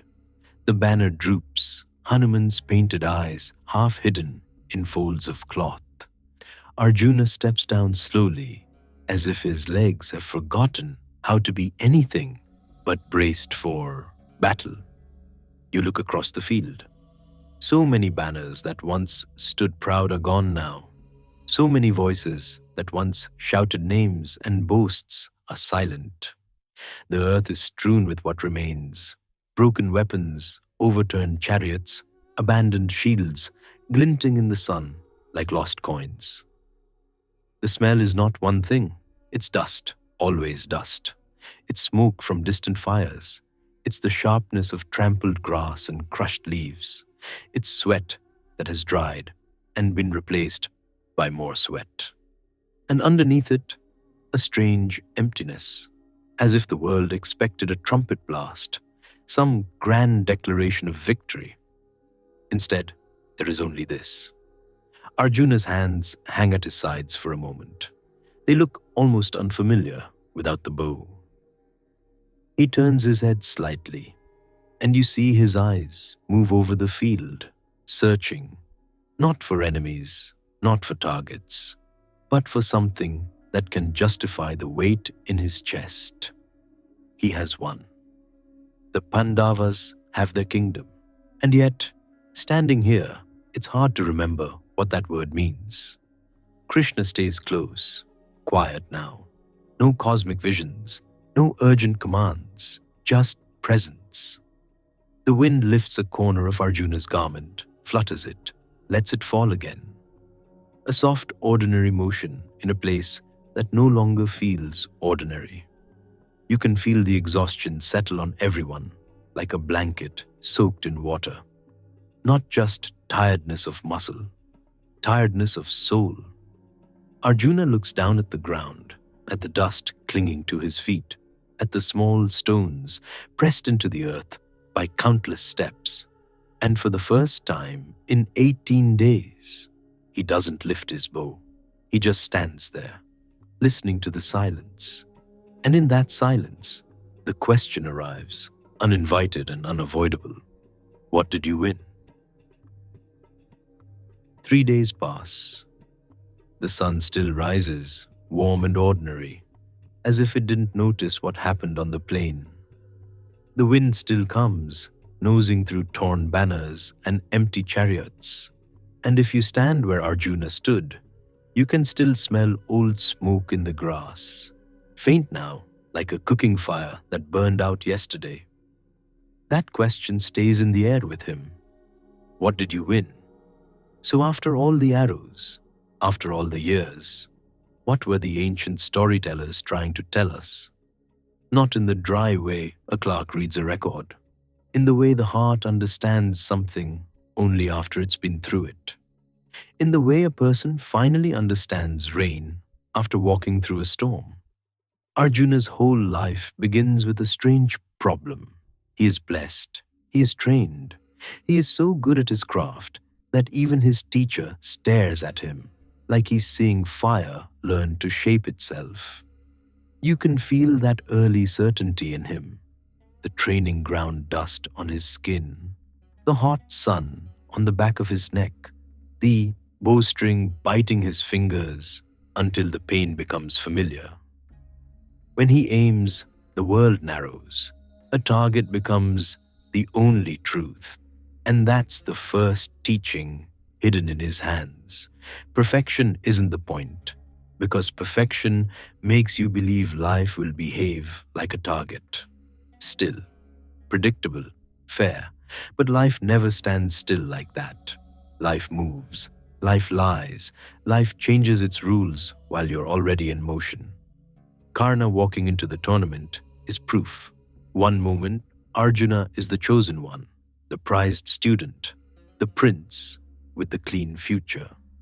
The next moment, there's another man matching him, same skill, same hunger, and the crowd turns sharp, and that rivalry plants something that doesn't leave. It teaches Arjuna that your gifts don't protect you from pain. They don't protect you from being misunderstood. They don't protect you from consequences that start in someone else's chest. You can almost see it if you picture him later, sitting alone with his longbow across his knees, hearing his own name praised and still feeling a shadow at his shoulder. Even the best archer in the world cannot shoot away another person's resentment. Then the forest years come, and the lessons turn rougher.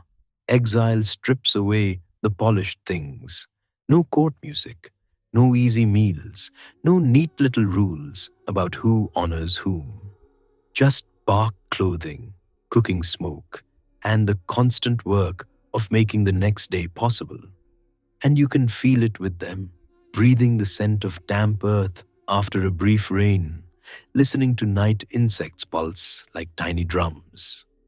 The Pandavas learn what so many people learn the hard way. Comfort is not permanent.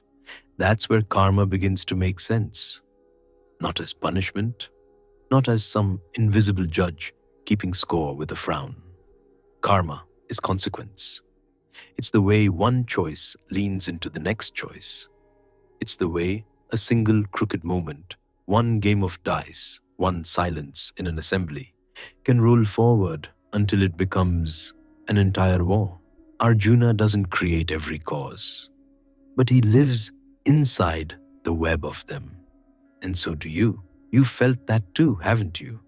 The way a small decision from years ago can show up later, wearing a different face, asking to be answered. Then comes heaven. People imagine heaven as rest. For Arjuna, it's training with better teachers and stricter rules. He climbs until the air goes thin, until the cold steals the breath from his chest, until even pride feels heavy. And then, after all that striving, he learns the strangest kind of humility. Even among gods, he's still himself, still limited, still lonely, still capable of refusing the wrong thing and getting cursed for it. That's another lesson.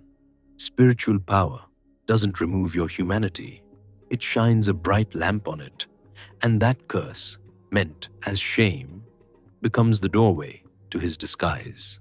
Brihanala, the mighty archer in soft clothes, teaching dance steps to girls in a palace. If you linger there for a moment, you can almost hear the tiny ankle bells, the polite laughter, the hush of curtains moving in a courtyard breeze. And you can feel how strange it is, the body remembering war while the hands demonstrate grace. This is where Arjuna learns presence, not the presence of aiming at a target, the presence of standing in whatever life asks of you, even when your pride hates it. He learns that identity can be set down and picked up again. He learns that the self is deeper than a title. And then, finally, Kurukshetra. The moment the chariot won't move. If there's one thing Arjuna gives the world more than archery, it's that moment of doubt, because he doubts for a sacred reason. He doubts because he's paying attention. He looks at the people across from him and sees faces, not enemies. He feels love and duty collide in his ribs until he can't breathe. That kind of doubt isn't weakness, it's a sign your heart is awake. And then Krishna speaks to that awake heart, not to turn Arjuna into stone, not to make him enjoy the war, to help him act without being destroyed from the inside. This is where Dharma steps forward, not as a neat rulebook, but as a lived truth. Dharma is your duty, yes, but it's also your place in the world, your responsibility to the whole fabric of life. It's what you do when there is no clean option. Arjuna wants a formula. Instead, he's given a way to stand in the storm. Act without attachment to results. It sounds simple until you try it. It means you do the work in front of you, fully, without demanding that the world reward you in the way you prefer. It means you don't make your peace dependent on the outcome. Krishna gives him something like a hand on the shoulder in the middle of madness. One brief phrase, almost like a rope thrown across a river. You have a right to action. And once Arjuna grips that rope, he can move again. Not because he suddenly feels fine, because he stops waiting to feel fine. Then the 18 days come like a long, brutal monsoon. Strength breaks, rules bend, great men fall, and when it's done, Arjuna stands in a victory that feels like ash. This is where Maya shows its face. Maya is the illusion that the world's prizes will satisfy the heart. A kingdom, a crown, a moment of being proved right. Arjuna wins the war, and the war takes almost everything he loves. So the teaching becomes clear, not as an idea, but as a feeling. You cannot control outcomes. You can only control your sincerity, your steadiness, your surrender to the moment you're actually living. That surrender isn't giving up, it's the opposite. It's showing up completely, then letting the universe keep its own books. That's what the arrows taught him. The boy who couldn't miss learns that life isn't a target. The warrior who feared doubt learns that doubt can be holy. The man who wanted justice learns that even justice can arrive with grief in its hands. And still, he acts. If you sit with Arjuna at the edge of that silent field, you can almost feel the heat of the late sun on your forearms. You can hear a single bird call from far away, cautious, as if testing whether the world is safe again. Arjuna's longbow is still there. So is Krishna. So is that strange quiet after everything loud has ended. The lesson isn't that life will be fair. The lesson is that you can meet life fairly. with your whole heart, with clear hands, without clinging. And when the time comes to set the longbow down, you'll be able to. The war ended, the kingdom was ruled, and then came the final journey. It doesn't begin with trumpets, it begins with quiet footsteps on stone. In the early light, Hastinapura looks almost gentle again. White dust on the roads, little shrines with fresh marigolds, cows blinking as if nothing terrible ever happened. Smoke from cooking fires curls up into a sky that has learned to stay calm. You're there when the palace gates open, not for a parade, for leaving. No banners, no chariots, no jewelry clinking like a promise. Just five brothers in plain cloth, their hair tied back, their shoulders still broad out of habit. And Draupadi with them, steady, chin lifted, walking like a queen, even when she's carrying nothing but air. Arjuna is quieter than you expect. He isn't holding Gandiva. His hands swing at his sides, empty, and that emptiness looks heavier than any bow. The air smells of damp earth and old sandalwood from the palace halls. A temple bell rings once, as if someone struck it by accident. Then it's silent again. Somewhere a child laughs, and it sounds too bright for your throat. They've already done the hard part, the part nobody sings about. They've sat on the throne that doesn't warm. They've watched their people try to rebuild. They've seen new children born into a world missing too many fathers. Now they turn their backs on it all. Step, step, step. Outside the city, the road stretches into fields that ripple with dry grass. The wind moves through it like a hand smoothing a rumpled cloth. Birds lift and settle again, never staying long in one place. You walk with them for a while, feeling the sun climb and the dust gather on your ankles. The world is so ordinary that it's almost rude. A farmer calls out to his ox. A woman pats wet clay into a pot. Life continues, stubborn as a weed in cracked ground. And then you notice the dog, a lean, dusty dog, trotting behind them like it has always belonged there. Not begging, not whining, just following, ears flicking, tail low, eyes bright with the simple loyalty of creatures who don't care about crowns. Bhima glances back once, suspicious as always, as if the dog might be a spy with fleas. Nakula, who has always had a soft spot for animals, watches it with a faint, tired fondness.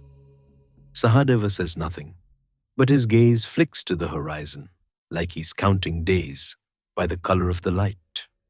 Yudhishthira keeps walking. So does the dog.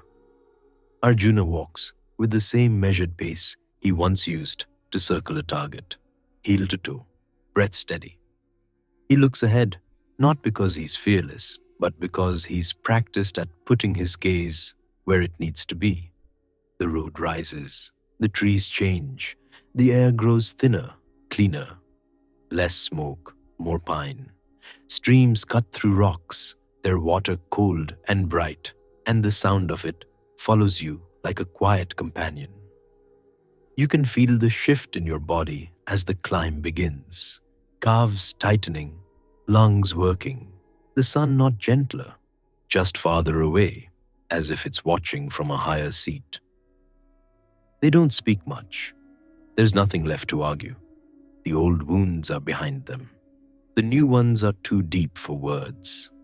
They walk in a line that slowly stretches out, not because they mean to separate, but because each person carries their own invisible weight. Draupadi doesn't lag. If anything, she sets the rhythm.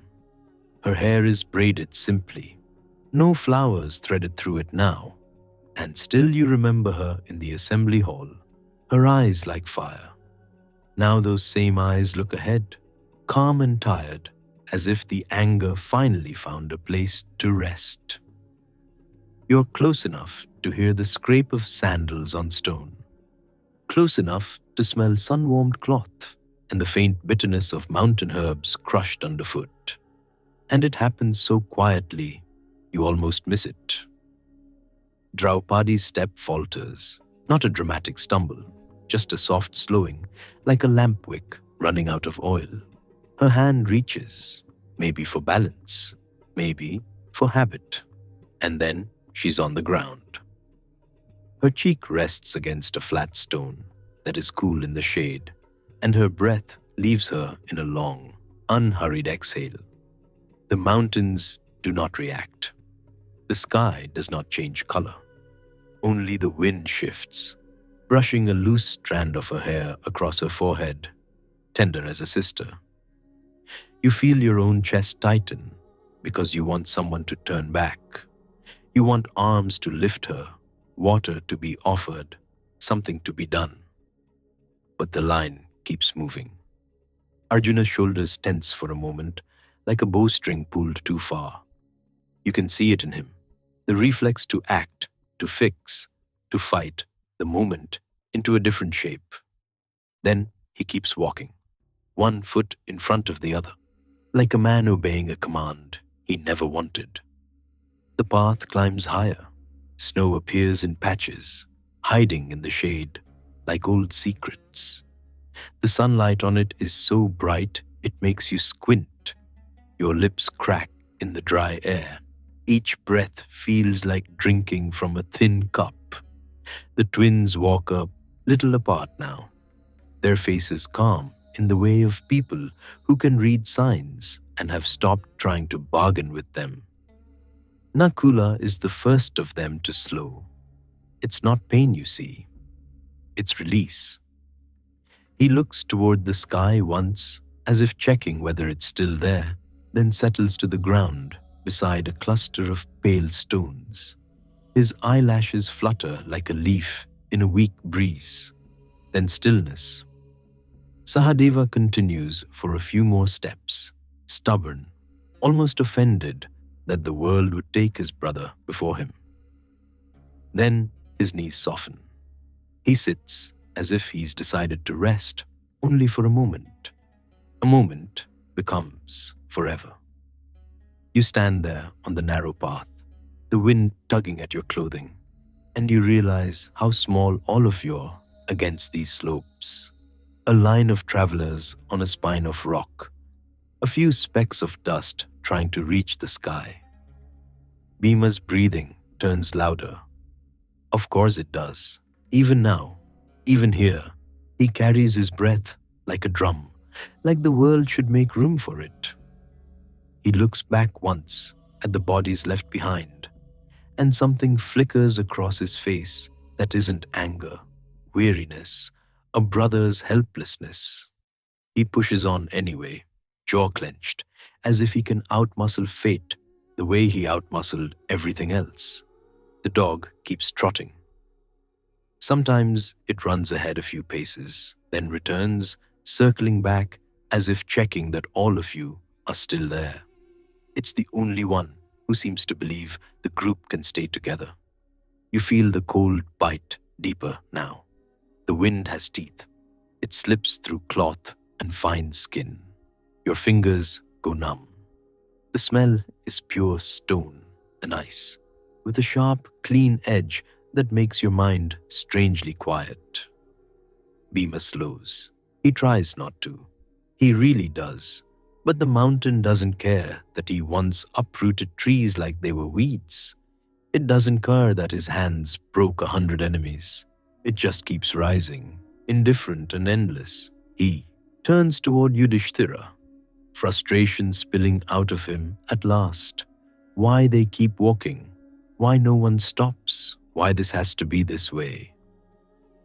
Yudhishthira answers without turning around, his voice steady, like a river that has already chosen its course. It isn't cold, it's simply finished with arguing.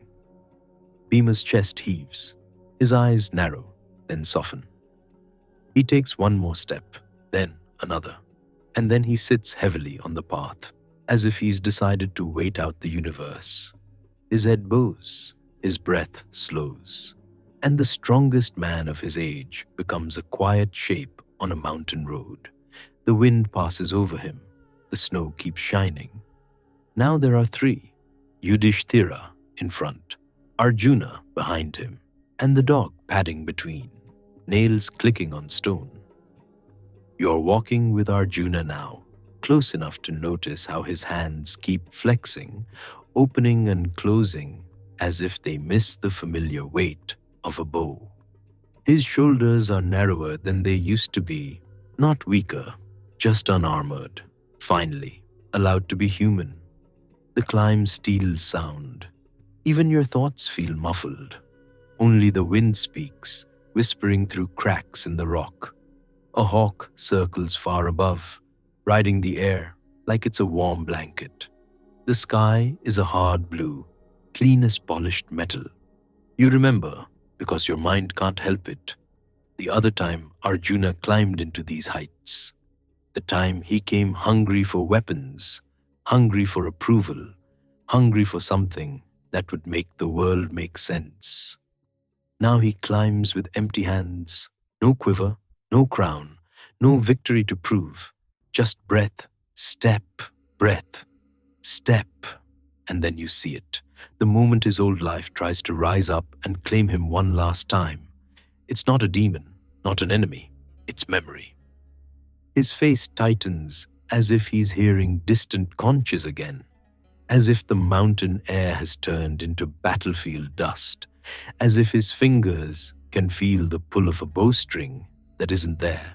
For a heartbeat, he looks like the young prince again, the one who wanted to be perfect, the one who needed to win, the one who could not bear to miss. Then his foot catches on a jagged stone. It's small, almost nothing, but his balance shifts, and you can see, in a single flicker, how tired his body truly is, how long he has carried the weight of being Arjuna. He drops to one knee. His palm presses against cold rock. His breath comes out in a thin cloud, vanishing immediately. Yudhishthira stops a few steps ahead. The dog pads closer, nose touching Arjuna's hand, warm and insistent. Arjuna doesn't push it away. He doesn't laugh either. He simply rests his forehead against the stone for a moment, eyes closed, as if listening to something deep under the mountain, something older than vows and wars and names. When he lifts his head, his gaze is clear. He looks at Yudhishthira, and you can tell he wants to say so much about Krishna, about the field, about the boy he once was, about the son he lost, about the brother he struck down without knowing. But words don't matter here, not anymore. He tries to stand. His leg trembles, his hand slips, and Arjuna, who once made gods take notice, settles back down onto the mountain path as gently as a man sitting beside a river. One brief breath, and he whispers, almost like he's reminding himself of a lesson he learned the hard way. Enough. The wind takes it. His eyes soften. The struggle leaves his face. And then the great archer becomes still. You stay there for a moment, the cold biting your cheeks, the sun bright and far away. You expect grief to crash over you like a wave. Instead, there's a strange quiet, a quiet so deep it feels like mercy. Yudhishthira stands for a long time without moving. The dog sits beside him, patient, tail wrapped around its paws. Then the king turns and continues upward, the last human footsteps on that narrowing path. The mountain keeps rising. You follow until the air grows so thin it feels like you're breathing light. The world below is gone now, hidden by cloud and distance. There is only rock, sky, and the sound of your own heart. At the summit, something changes, not with thunder, not with drums, with a softness. The air warms, just slightly, like a hand placed over a shoulder. The light becomes gentler, less sharp. The wind smells faintly of jasmine for one impossible moment, as if some far-off garden has sent its breath to find you. Yudhishthira stands at the edge of what looks like open sky, and then, as if it has been waiting for him all along, a path appears where there should be nothing, bright as morning, steady as stone, leading upward. The dog follows. You half expect someone to shout, to stop it, to forbid this simple creature from going where kings go. But Yudhishthira bends and touches the dog's head, and you hear his voice, low and tender, carrying just one clear line. Come with me. So they go, and the mountain, finally, lets them pass. What happens next doesn't feel like walking anymore. It feels like waking. The heaviness that clings to skin, the ache in joints, the thirst, those things fall away like a cloak sliding from the shoulders. The light around you is not blinding. It's welcoming, like the glow of key lamps in a temple at dusk. You find yourself in a place that feels wide enough to hold every sorrow without being crushed by it. There are trees there, green and shining, rivers that sound like laughter, soft and continuous, breezes that smell of lotus and rain-cooled earth. And the silence is not empty, it's full, like a song held on one long note. And there, under the shade of a flowering tree, you see him, Arjuna, not seated on a throne, not standing in a chariot, just resting. His posture is easy, like a man who has set down a burden after carrying it too far for too long. His face is younger and older at once, smooth with peace, lined with everything he has lived through and released. Gandiva is not in his hands. There is no need. His fingers are relaxed, open, resting on his knees. His eyes are half closed, as if he's listening to something inside himself that he could never hear over the roar of battle. Nearby, you notice others, familiar shapes, familiar presences, old rivals, old teachers, faces that once belonged to the other side of the field. Here, they do not glare. They do not reach for weapons. They simply are. The shock of it should be sharp. Instead, it feels like a knot untying. Arjuna turns his head slightly, as if he senses you. His gaze meets yours, and there's no triumph in it. No regret either, only completion. The wind moves through the leaves overhead, and petals drift down in slow spirals, brushing his shoulder, landing on the grass, floating away. You stand there, breathing in air that tastes sweet and clean, and you realize the sound you're hearing isn't conches or war cries. It's the hush of a world that finally has nothing left to demand. Arjuna leans back against the tree trunk, eyes closing again. A long exhale, a quiet chest rising and falling. And somewhere, far below, far behind, the earth keeps turning, rivers keep flowing, bows are still drawn, arrows still fly. But up here, in this calm that feels like dawn without end, the great archer rests. The longbow is set down, the hands are empty, and the silence holds, steady and gentle, like the last light lingering on Himalayan snow.